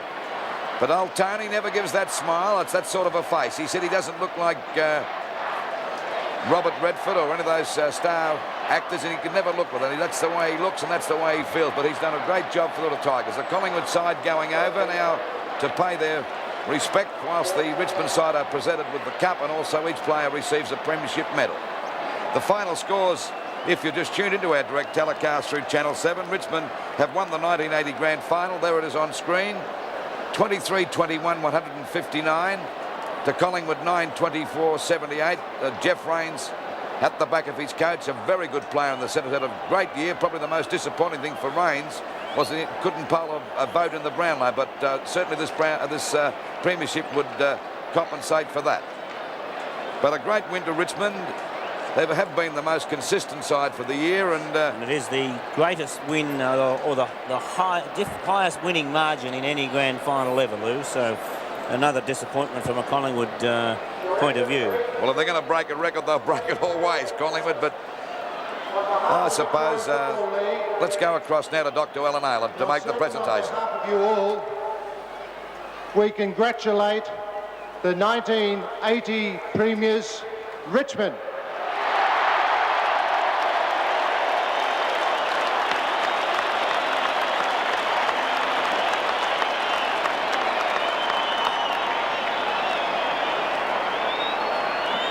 The first presentation will be the Norm Smith Medal. To make the presentation, Mr. Ron Barassi.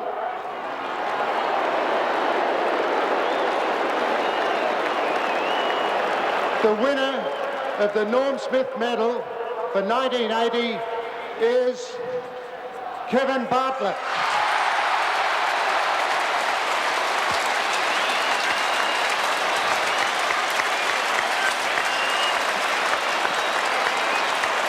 Fitting tribute, Luke.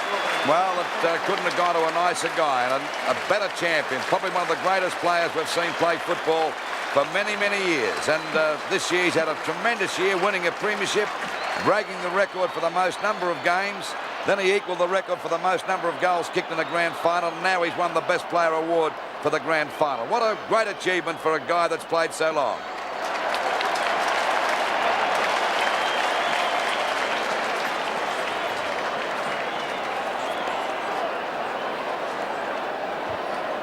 Ladies and gentlemen, the next presentation will be made by His Excellency, the Governor of Victoria, the Honourable Sir Henry Winicky, and it will be the medallions to the Collingwood team runners-up.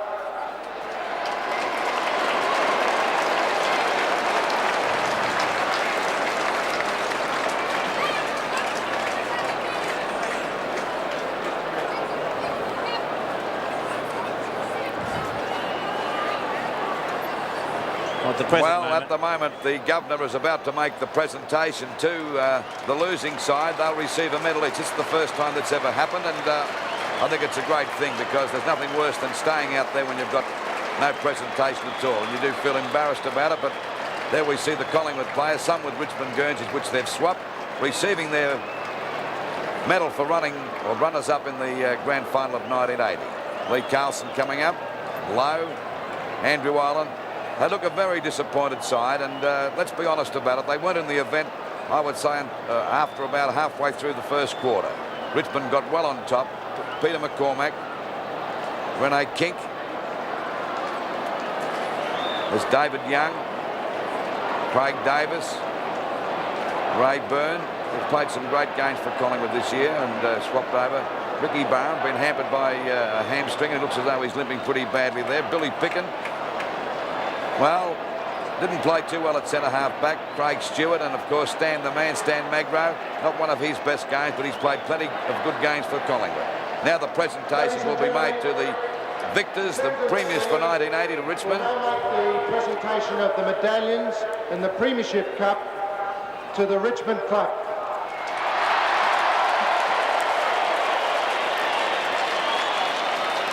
Thank you, Mr. President. Ladies and gentlemen, a very great pleasure indeed for me to be asked once again to make the presentations to the 1988 Premiers, the Richmond side. They put up a splendid performance right throughout this 1980 season, and today they gave us a brilliant display of Grand Final football. Not only of Grand Final football, but of football. And on behalf of us all, I offer them our warmest congratulations on a great season and a magnificent premiership. Now, by great pleasure to present the medallions.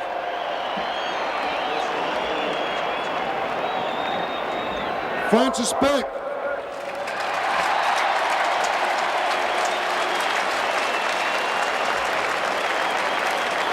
Stephen Mount.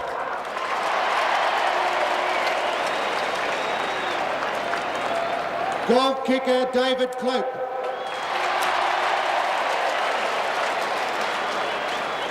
Greg Strawn.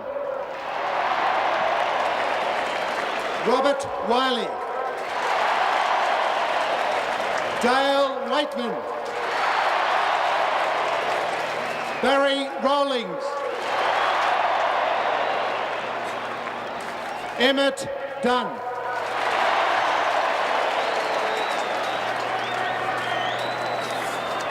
Mickey Malthouse.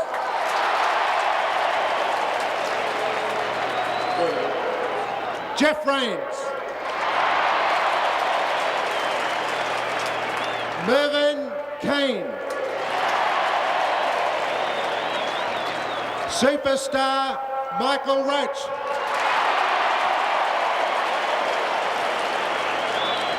And a great game from Mark Lee. Evergreen Kevin Bartlett.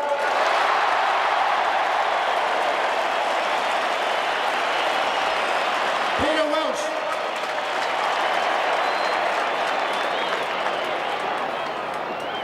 Brian Wood.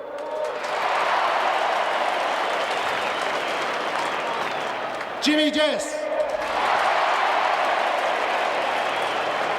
Daryl Freem. Terry Smith.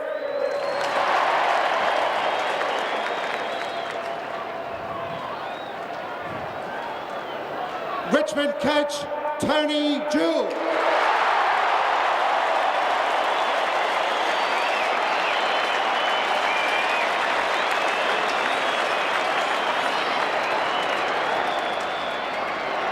Richmond captain Bruce Monteith.